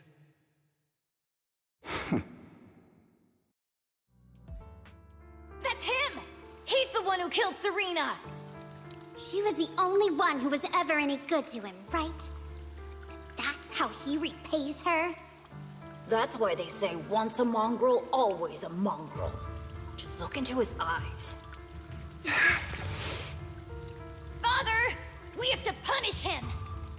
Serena had been ranking ahead of him. Hugo must have poisoned her water so he could pass her. Pure evil. Typical for an impure bloodline. He should have been kicked out ages ago. Hugo, did you do all this? Yes, it was me. I killed her. He admitted it! Father, he must be expelled. He has no right to live under the same roof as us. Why don't we reunite him with Serena then? Nobody would ever know. Hugo, well done. My children, how many times have I told you before? In this world, only the most ruthless, cruel, and unscrupulous of people ever make it to the top. Like Hugo here, who was willing to murder his only true loved one without a second thought. Only someone with the means and the gumption to do that is qualified to be my heir. But I... It's all over now, and the results are obvious. The winner of this month's assessment is Hugo. As for the rest of you, go to the usual place for the punishment you deserve. But Father, before this, I was number one. As I've told you before, there's only room for one winner in this family. You're still a loser, even if it's by the smallest margin. And there's no reason for a loser to exist. This is all for your own good. Do you understand? Go on now. Receive your punishment for the sake of the family. Yes, I understand. I'm sorry.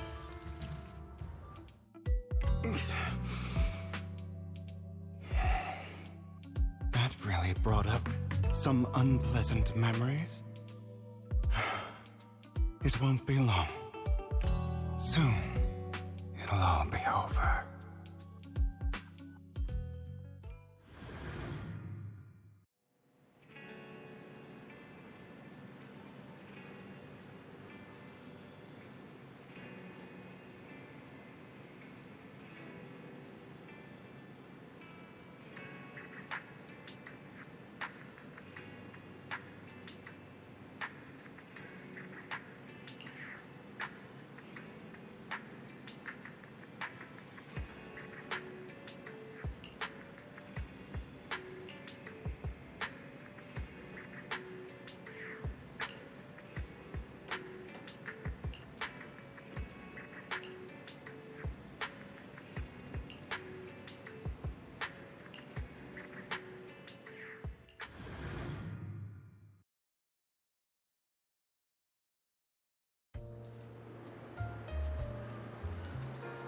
Thank you for escorting me here, Proxy.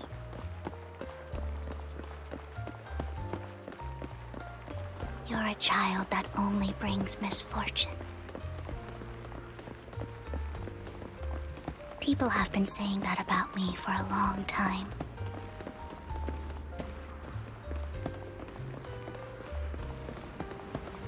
I used to feel, why do I only predict suffering? If I could predict happy things, joyful things, would people like me a little more?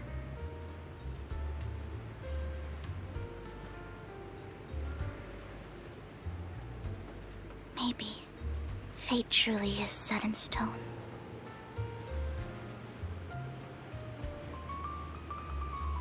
Often, I want to help these people avoid their miserable fates.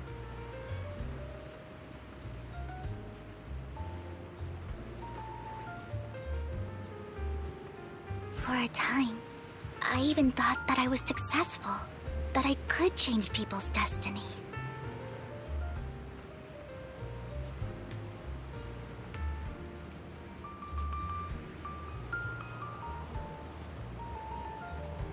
But It was all an illusion.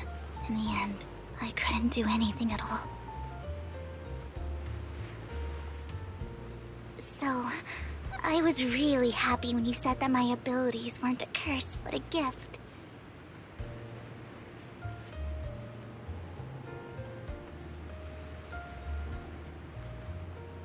Thank you, Proxy. I'm so glad to have met you. And you're also a fan of Lord Phaethon. It's like we were fated to meet.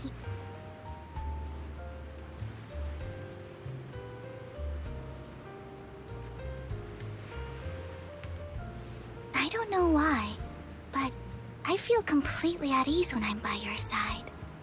I feel like I'm free from judgment, from blame.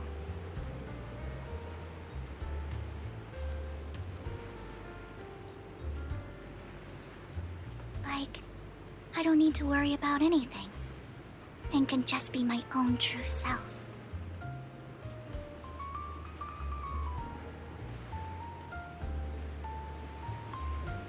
Perhaps people really do possess an aura, and ours just so happen to be extremely compatible.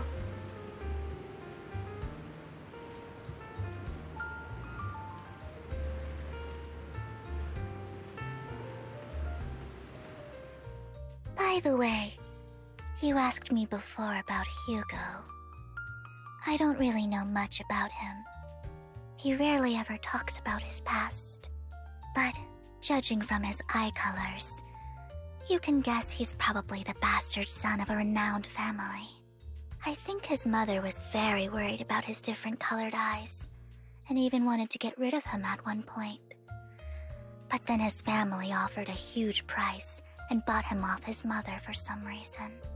And just like that, he moved from a leaky and drafty boarding room to a luxurious mansion. But he's also mentioned that the extravagant home is actually like hell for him.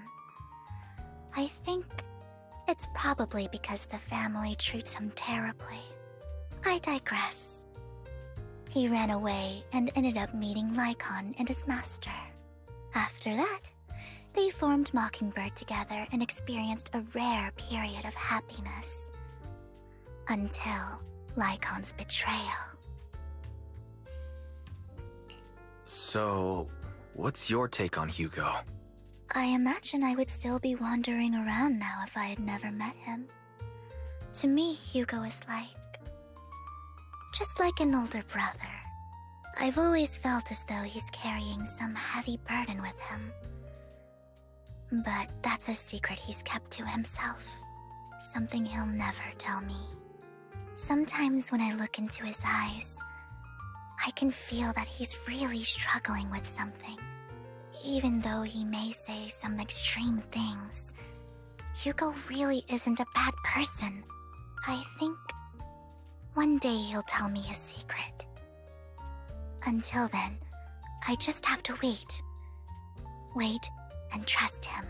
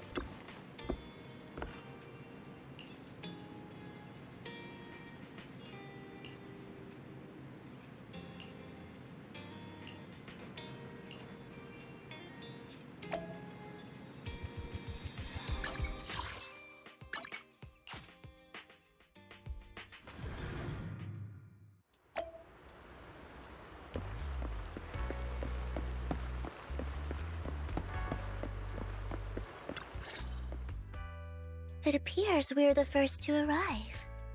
I I thought we were running late. This might sound weird, but it's nice to think about getting to work with you from now on. I don't really know why that makes me feel so happy. Oh, it's because we're fellow fans! Anyone who likes Lord Phaethon can't be a bad guy. You're right. Of course, Lord Phaethon is the greatest there will ever be, but you're definitely the best proxy I've ever met in person. Hugo told me before that you're really skilled, and he said we'd get along great. I never expected he'd be so right. Oh, by the way, would you like to come by my place if you have time later? I have a huge collection of Lord Phaethon merch. Phaethon, Lord Phaethon doesn't have any merch out there, right? I mean, we don't even know what he looks like, for starters. It's all my own original merch, like screenshots of old internet comments. I print them out and turn them into postcards. Plus the avatars Lord Phaethon's used, the music playlists they recommend. I've organized it all. I'd love to show it all to you if we get the chance. Well, I appreciate the thought. Speaking of which, what's taking those two so long? Hugo said he had some preparations to do before entering the Hollow. I wonder how that's coming along.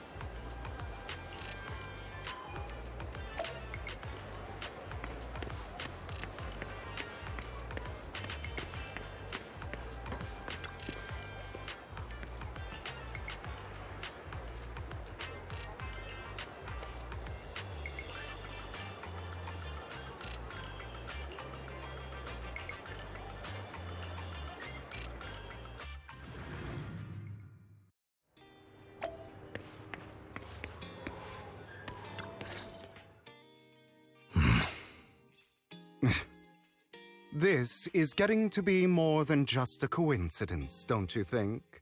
Or perhaps you are actually stalking me. If I was stalking you, you wouldn't ever know.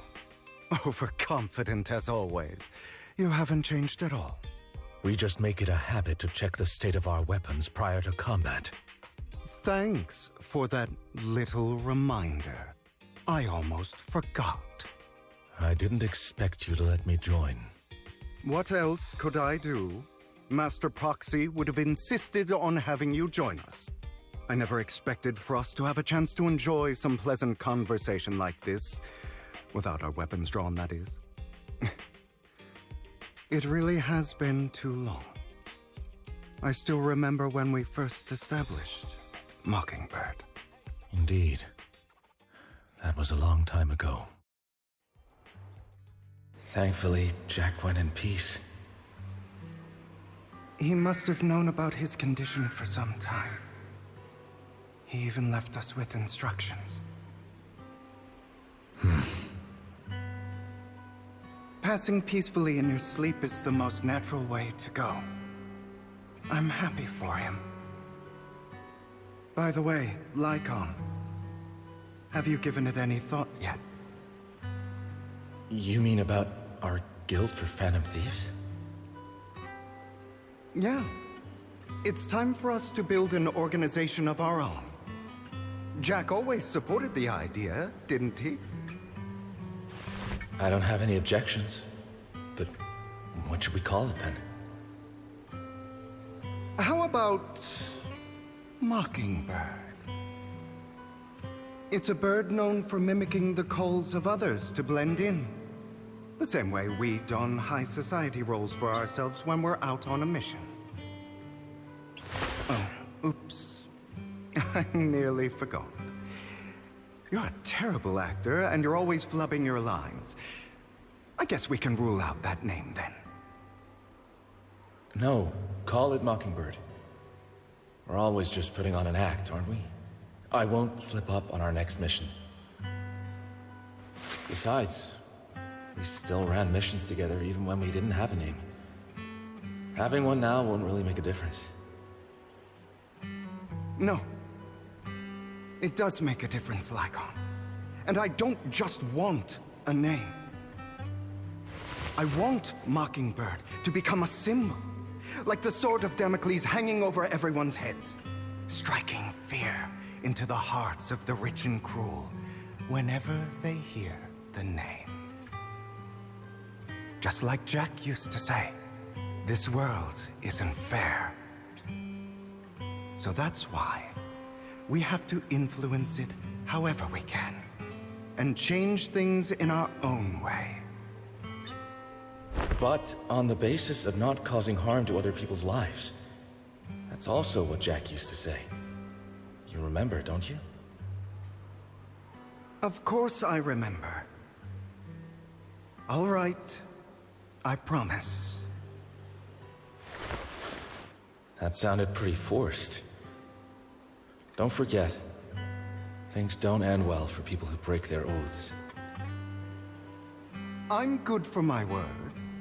You must trust your fellow companions. That's also something Jack would say. Well then, today's the day that Mockingbird will officially start flying. Our first order of business, deciding on our symbol.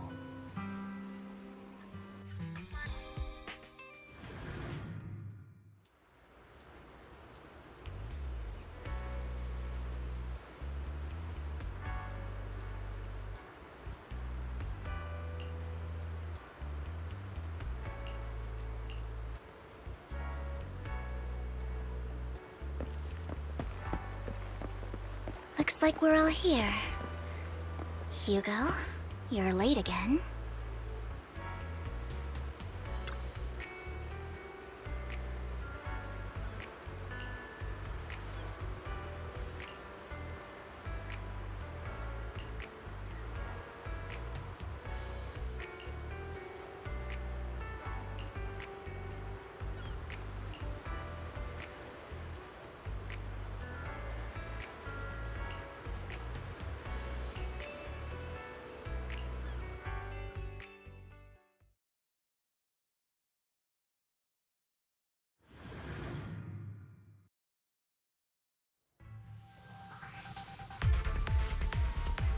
I didn't expect the coordinates in Bringer's notes to lead here.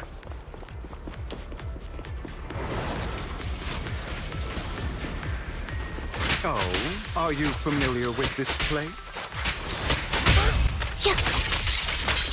More familiar than you, it seems. Proxy, they're being too noisy. Nice reaction.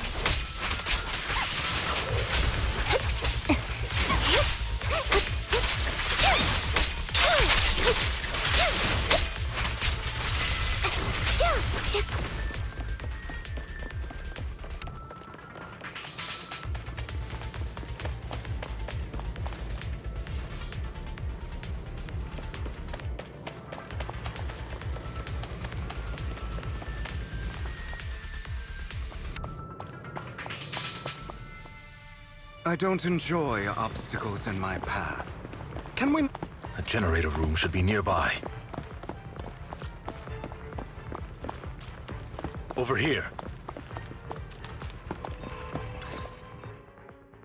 Master Proxy, I hate to be the bearer of bad news, but there's something wrong with the circuit. It seems to be blocked. Don't tell me. Victoria Housekeeping's high and mighty attendants can't even fix a simple circuit. I can fix it, but I'll need a circuit diagram before I can do anything. I've seen diagrams for this type of circuit before. It's a pity that we're unable to connect to the outside world from inside the hollow. Just leave that problem to me. Wise, I just sent an image of a circuit diagram to you. Have a look. Thank you very much, Master Proxy. Now then, let's start repairing this circuit.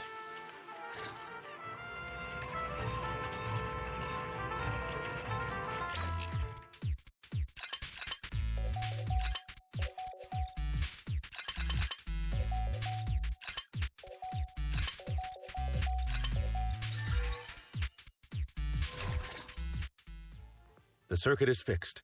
We should now be able to open that door. Wait up. Wait a second. Something just doesn't add up. It's all coming together now. Communicating with the outside world from within a hollow. And getting that circuit diagram. In theory, there's only one person who could ever do that. Could it be your Lord Phaethon? Impossible. There's no way. But then again, only Phaethon could have done that. I mean, you're an incredible proxy, sure. And you're a good person. But could you really be Lord Phaethon?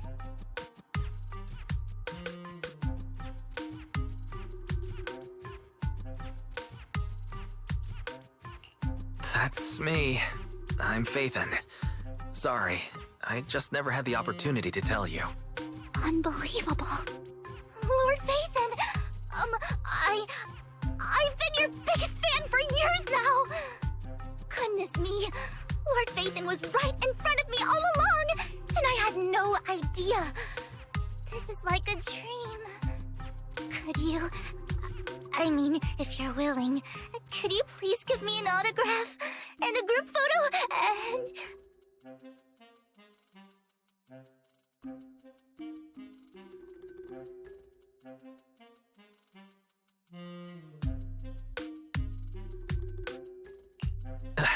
Anything you want, but let's get out of the hollow first, all right? Oh, okay. Sorry, guess I got a little too excited. Anyone would be enraptured meeting someone they admire that much. Yeah, if I ever met my favorite movie director, I'd be the same. We should keep moving. This isn't the best place for idle chit-chat. Say no more. The door's finally open.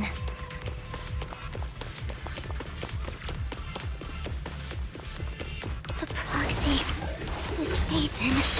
Phaethon is the proxy. Strategy. This is a dream. I never went to wake up.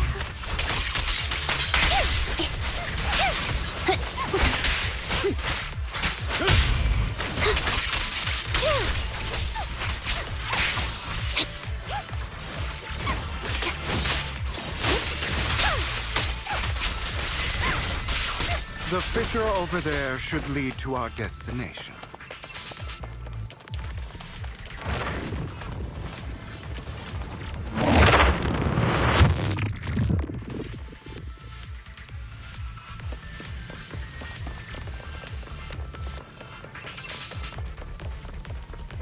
Lycon, your fighting style wasn't so reserved in the past. I've matured.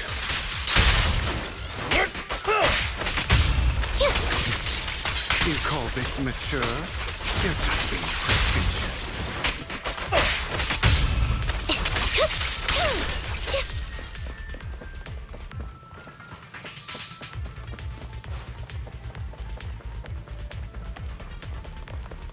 A difficult foe, that one.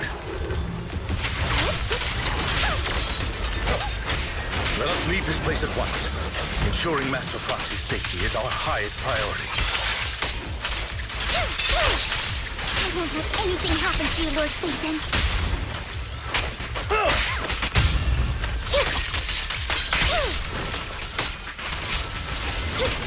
Stop. Copy.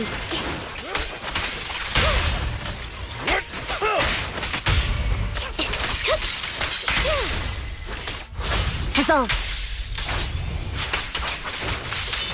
Lord Phaethon, how are you feeling? Are you tired? Do you need a break? Some food? Water?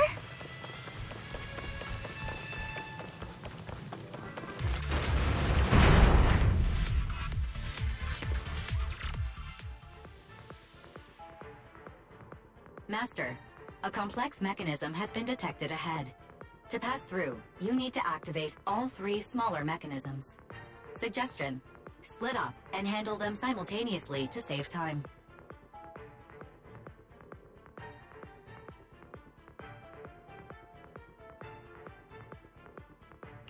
So, we have to head to 3 different places to crack this thing.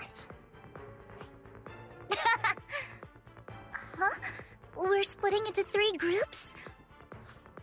I can take care of one myself. That leaves the last one to me, then. You should go with Hugo. What's that supposed to mean?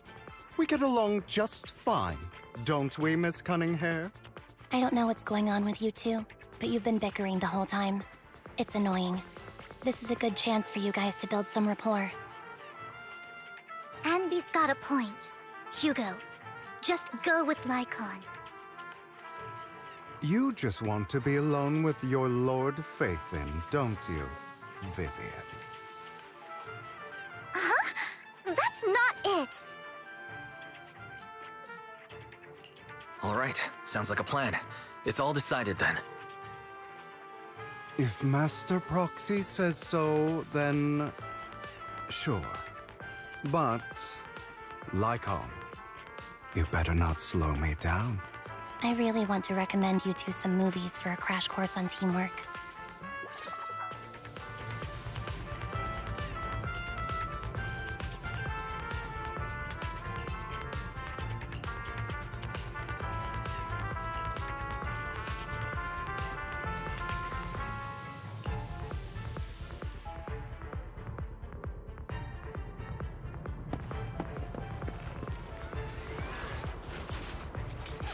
Lord Phaethon, there are too many ethereals here.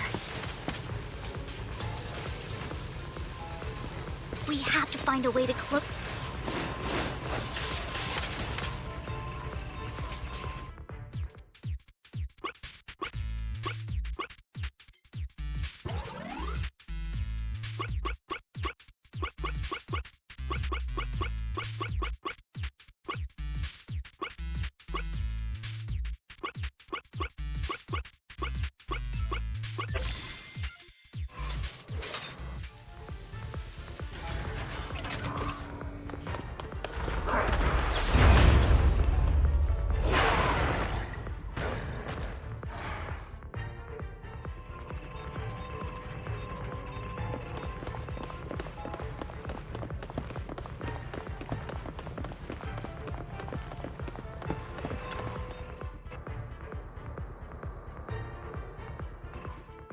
Sure enough, Lord Phaethon and I share a deeper connection. Sorry. I hope I'm not being too forward. Goodness me. Somehow I'm fighting alongside Lord Phaethon. It's like all my dreams are coming true. I'm going to wake up any second now, aren't I? No, this isn't a dream. I'm real. See? You can even hold my hand. Not only is Lord Phaethon incredible, but super kind. That's it. I pledge to be a die-hard Lord Phaethon fan until my very last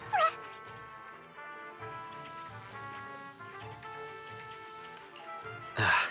I'm happy to hear that. Don't get me wrong, but... why do you like Phaethon so much, Vivian? Lord Phaethon is my light.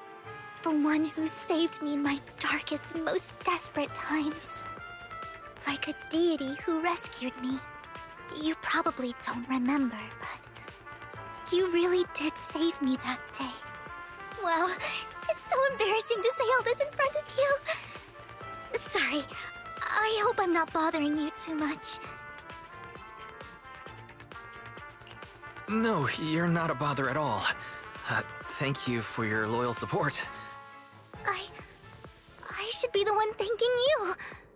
Just being able to see Lord Phaethon makes me the luckiest person in the whole world. Sorry to keep babbling like this. I wonder how the others are doing.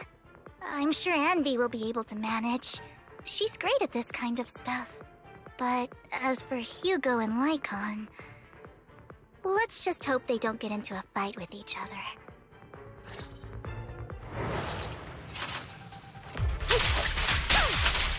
Mind the blind spot.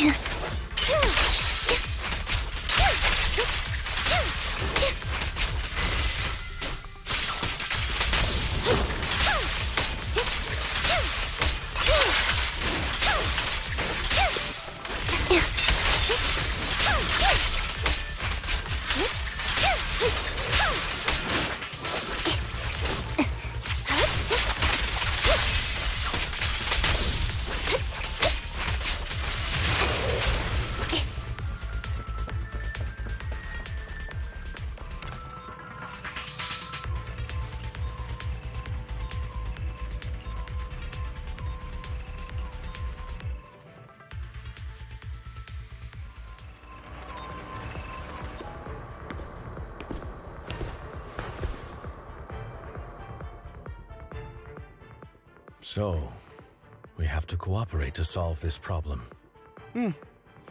That's a real shame. I have no intention of arguing with you right now. Master Proxy and Miss Vivian are elsewhere, and we must rendezvous with them post-haste. What a coincidence. That's exactly what I was thinking. Just this once, we should trust each other. For the Proxy. I have no objections. Very well. Then you'd better keep your word. I know you've never fully trusted me, Lycon, even before it all fell apart.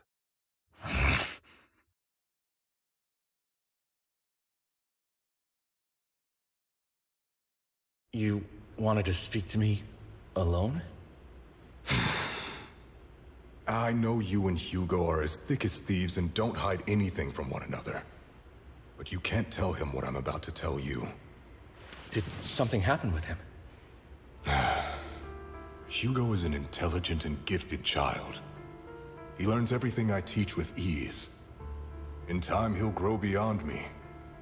Reach a place where people will marvel and look up to him as a beacon. Yeah. As much as I hate to admit it, he always picks things up just a teeny bit quicker than me. But none of that matters, because I can overpower him easy. I don't think being gifted is a good thing for him. What do you mean? He bears a dark and painful past.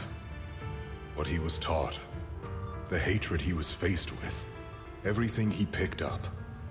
It's all become an integral, inseparable part of him. I believe that beautiful flowers can blossom even in the darkest abyss. But the roots of that flower would draw from evil instead of good. Hatred instead of love. It's a curse that flows through his lineage. A curse that fate branded him with. I've seen far too many people like that throughout this long life of mine. They struggle with this curse their whole lives. But they all end up failing in the end. The path of light is narrow and fleeting. And the darkness is filled with such temptation that dropping your guard for even just a moment can send you spiraling straight into the abyss. Do you mean Hugo's going to be a bad guy? I don't know. I hope he'll always stay true to his heart. That he won't give in to hatred and ambition. That he won't become the dragon that must be slain. But he has inherited the seed of evil. You cannot let it take root. I'm afraid I won't be there to help you. There's not much life left in this old body of mine. So then, Lycon, promise me now. You must hold his chain tight. To restrain him. To stop him. And when necessary, to choke him.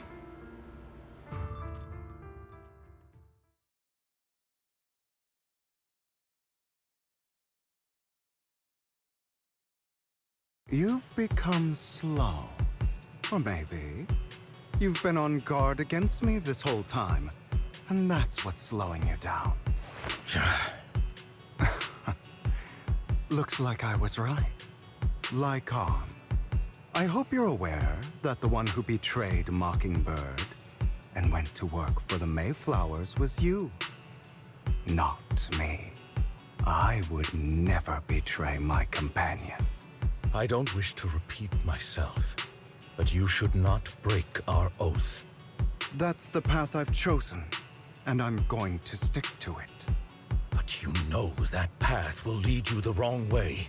Who are you to lecture me about right and wrong? I believe any path that makes you feel pain must be the wrong one. Your disgusting sympathies make me sick, Lycon. There's only ever been one person who can kill me or save me, and that is me.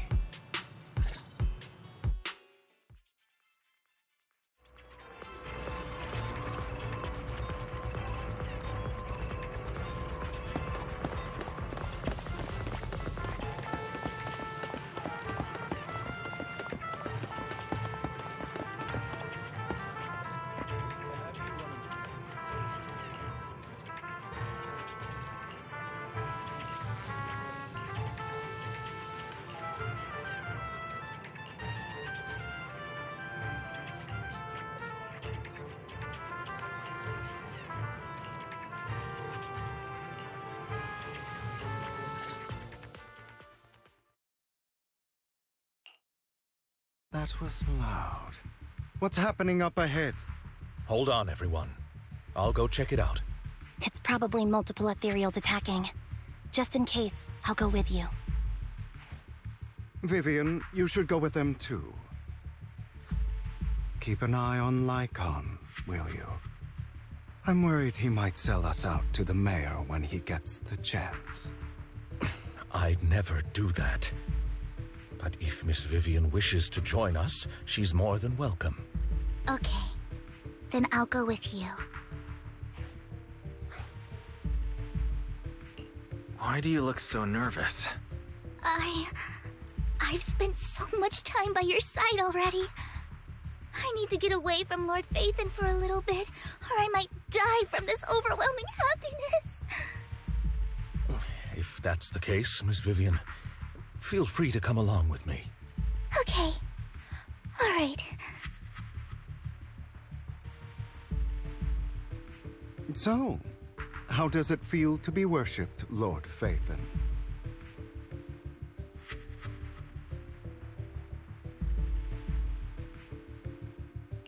You had that figured out a while ago, didn't you? Sharp as always. But of course, I couldn't spoil it for her. She has to figure it out on her own.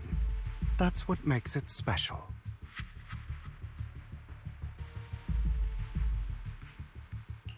Not only that, you asked Lycon and Vivian to leave for some reason. Is there something you'd like to say to me? I can't keep anything from you, can I? I've always treated Vivian like my own little sister. Maybe it's just a coincidence, but she looks a lot like Serena. I think I mentioned it before. Serena was my half-sister. She passed away a long time ago. Vivian really likes you, whether you're Phaethon or just wise. Of course, I also have a lot of respect for someone like you. Strong, fair, and genuinely kind. So I hope... I beg you, please keep her safe.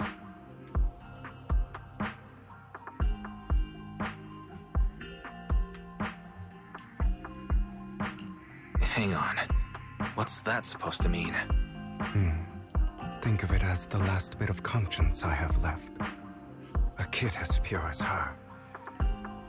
She should stay alongside someone who walks in the light. Like you. Not even Vivian can agree with all my beliefs. One day we'll go our separate ways.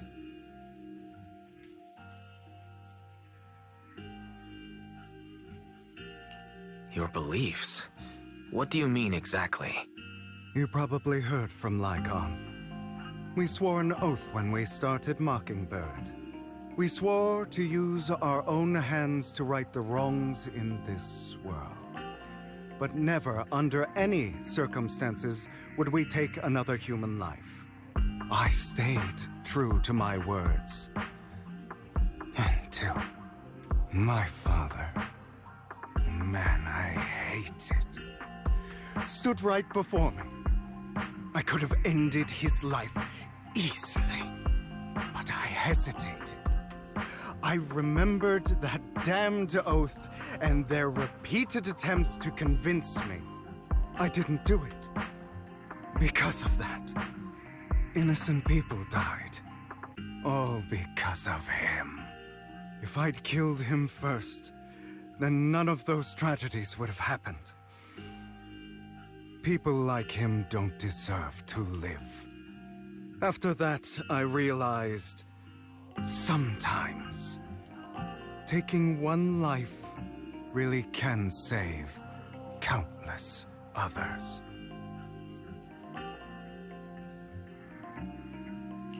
I understand where you're coming from. I knew you'd understand. Vivian has a good heart. I don't want her to get her hands dirty. But you know how it is. In this world, someone has to be the bad guy. So, I want to apologize to you. Why apologize all of a sudden? You're incredibly strong, kind, capable, and really, really lucky. The world needs more people like you. Remember that revenge movie I told you about, Children of Devils? I still haven't found it, but I came across another videotape with the same name. Turns out, in that story, the children of devils are actually the children of gods. Sorry for rambling. Hope you don't mind. They should be back soon. Please, look after Vivian for me. Right.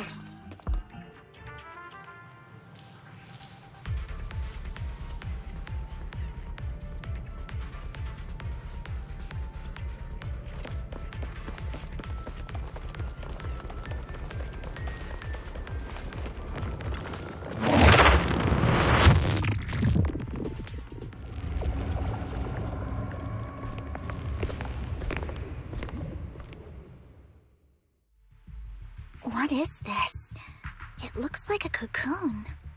Careful, everyone. If I'm not mistaken, that's a sacrifice in there. It appears to be in hibernation. We don't know when it'll wake up. If it does wake up, we'll be in serious trouble. Wait, those spots Bringer marked in his notebook. Are you saying each one might have a sacrifice like this? That means there must be at least a dozen of them. And that's only counting the ones we know so far. These sacrifices may still be hibernating, but the fact that there are so many of them out there is terrifying. The Exaltists must have a way to revive them. And that's not all. These sacrifices can exist outside the Hollows. If they make their way into populated areas, I'm afraid it will lead to a catastrophic disaster likened to the fall of the old capital. That's almost certainly what they meant by vengeance against all New Eridu.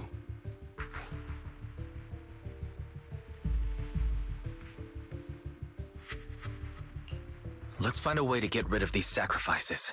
We can't let the Exaltists have them. Thank you for helping me find this sacrifice. But sorry, kids. You won't be the ones to keep it. it's that annoying old man. Why is he here? I'd advise you to choose your words wisely, young lady. You're from the Ravenlock family. So it was you. That face. Oh, I know you. I heard about what happened to your friend. Truly unfortunate.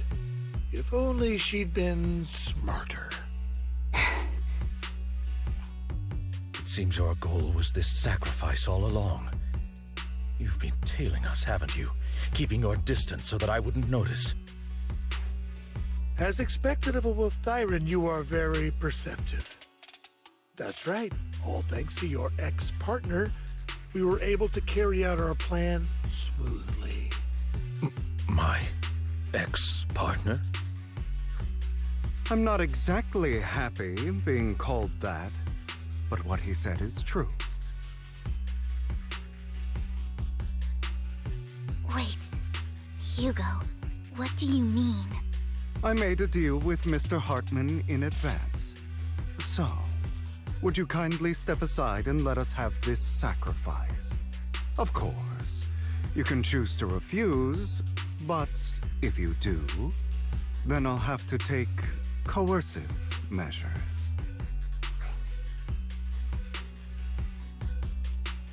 What did you offer him? Everything we know about the sacrifices plus the core itself. But why? It's simple. I want to climb higher. Mr. Hartman offered me a chance to join Tops. Who could say no to that?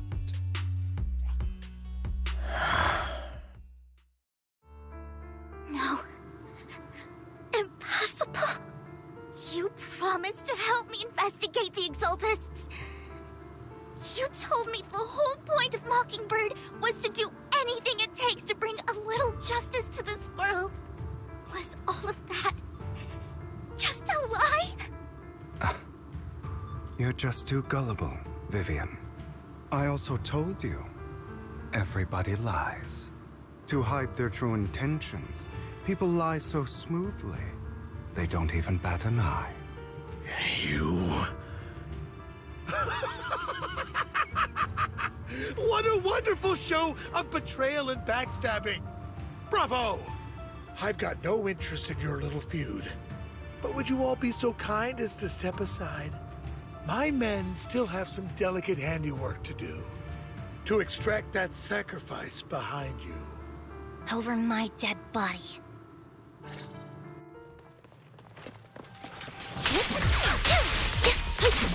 Don't.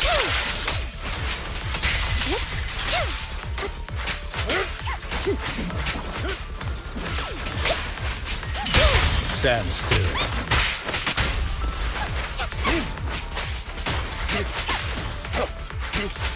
Flip the switch.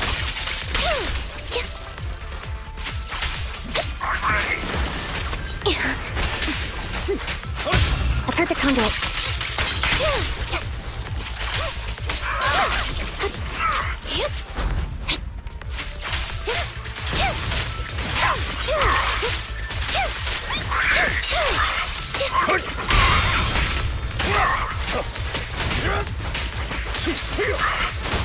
Flip the switch. Off balance. Now you pay.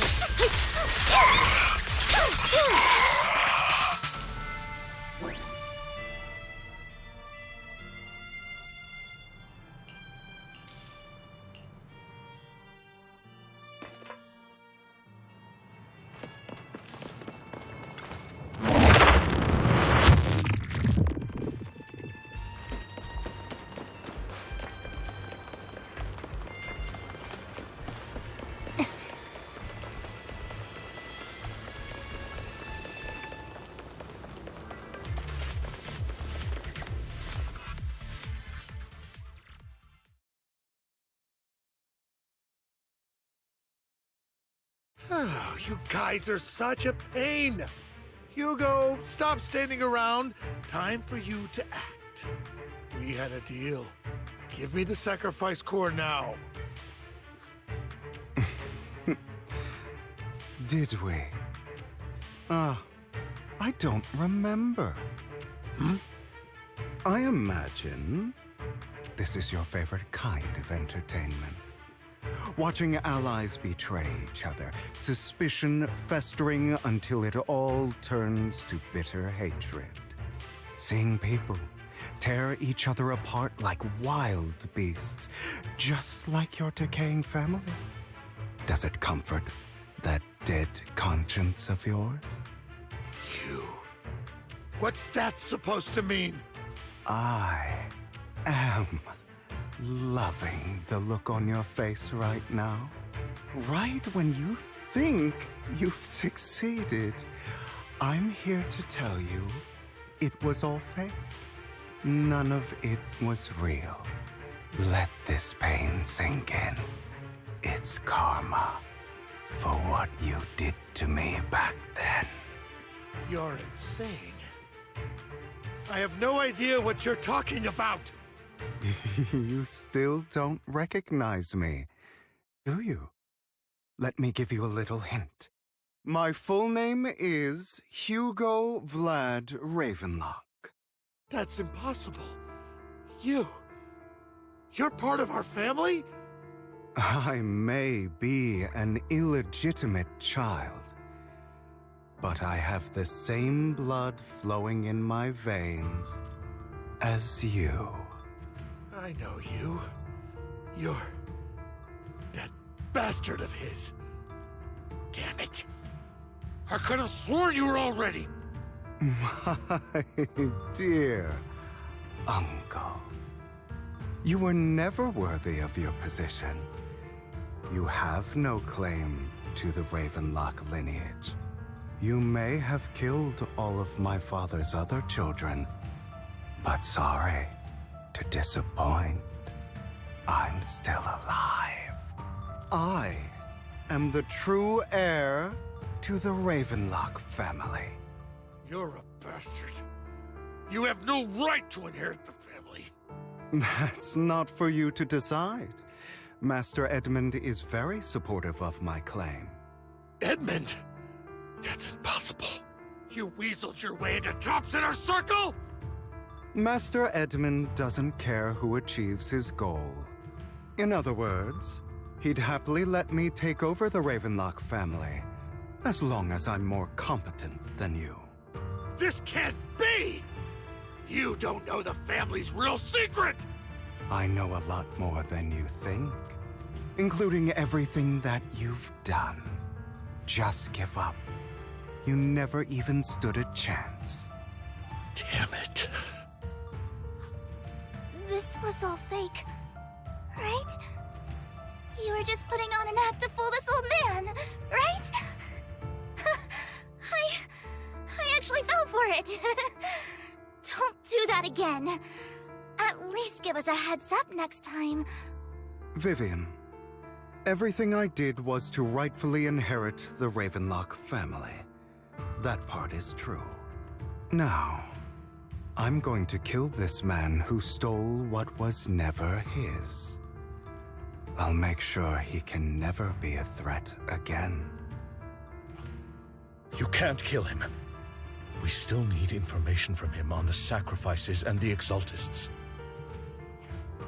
You must be misunderstanding something, Lycon. Just like you chose the mayor, I chose Tops. At least for now, Tops has the same interests as me. I'm not going to harm my own self-interests. Be it intel on the sacrifices or the core itself. I'm handing everything over to Master Edmund. Why? I just want to take back what's mine. If fate is not willing to give me justice, then I'll just have to seize it with my own hands. Stealing, robbing, lying, or betraying. I'll do whatever it takes. Even if it means selling your soul to the devil? You know about the power struggle between Tops and City Hall. Those elites at Tops would be only too happy to see the Exaltists plotting a grand attack on New Eridu using sacrifices. That would severely harm the Mayflower's reputation and approval rating in New Eridu. And that's exactly what Tops wants to see. If that happens, countless people will die! I'm sorry it has to be this way, but I have to do this. I'm going to get everything Master Edmund wants. Inherit the Ravenlock name, climb to the top. And then I'll be able to change everything for good. For a permanent and absolute victory. we must endure the pain of cutting away rotten flesh and persevere through the darkest hour before dawn. Someone has to do it.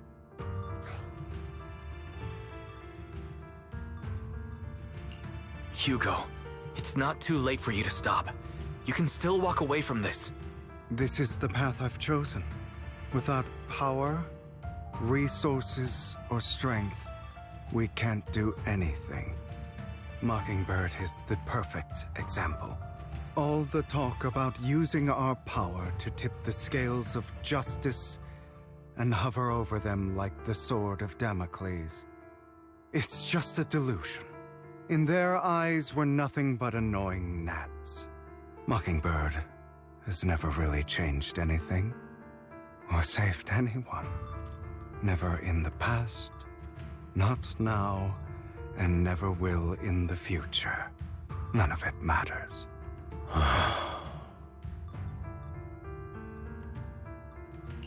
But even so, you shouldn't become the kind of person you hate. Sorry, Proxy. I know what you're trying to say. But this isn't some children's story of a dragon slayer becoming an evil dragon.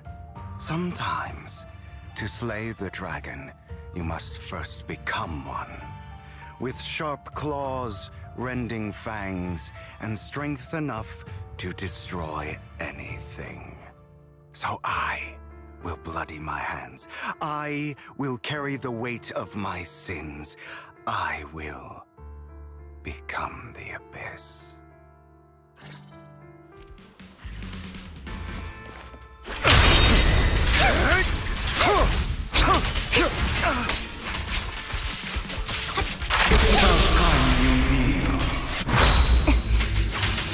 Not bad.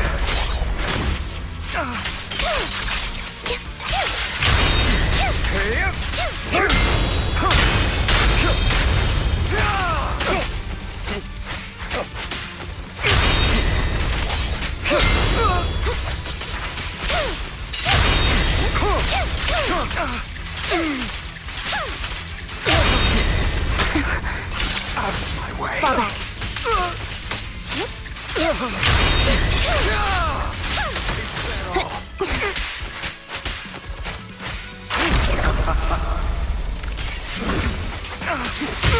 A perfect conduit.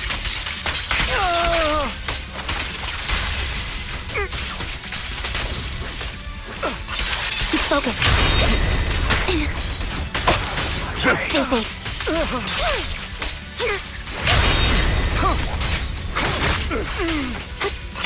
Wide open. Fall back.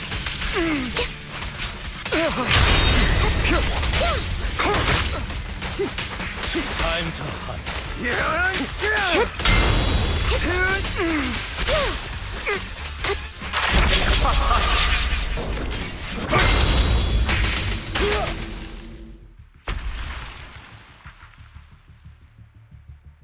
All right, you got me. But too bad. I have my own methods. What are you doing? Well then, make your choice. The sacrifice core, or your precious Phaethon. I know you took it. Don't forget, I'm the one who taught you that. Okay, the core is yours. Just leave Lord Phaethon alone. What a shame. Did you really think I'd keep my promise? That's right. This is the real me. What's the matter? Thinking of killing me? Didn't you say all life is precious? Drop your foolish facade. I knew it. You... He has inherited the seed of evil. Do not let it take root. When the time comes, you must be the one.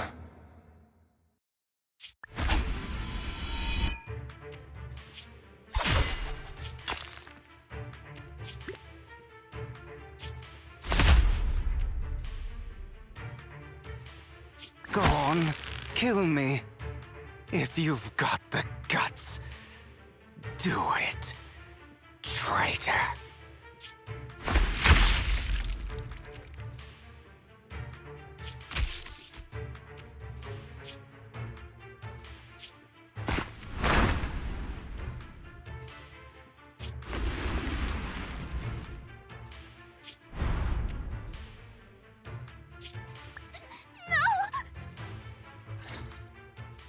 Master Proxy, are you okay? Are you hurt? Don't worry. I'm fine. I just didn't expect things to turn out like this. Lord Phaethon, I'm sorry. I had no idea Hugo would do that to you. I'm so sorry. Judging from how we've interacted before, Hugo didn't seem like the reckless type. I feel like there's more to this than meets the eye.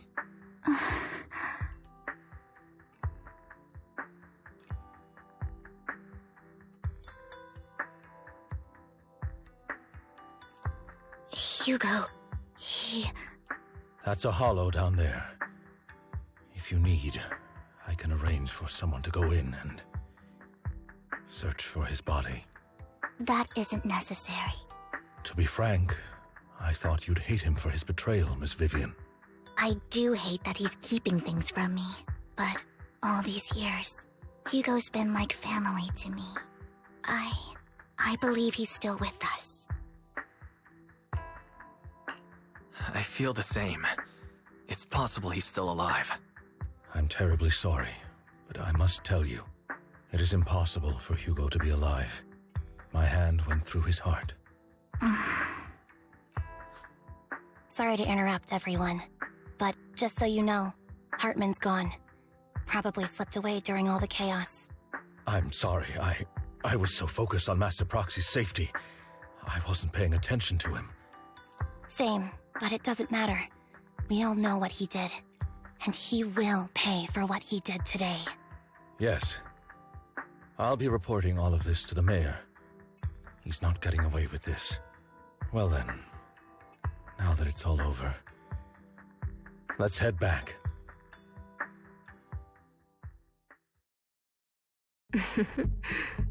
Another obstacle out of the way. She's going to be pleased about this. May the Creator guide us. Fear, suffering, despair, and destruction. That's the future I see. Lord Phaethon.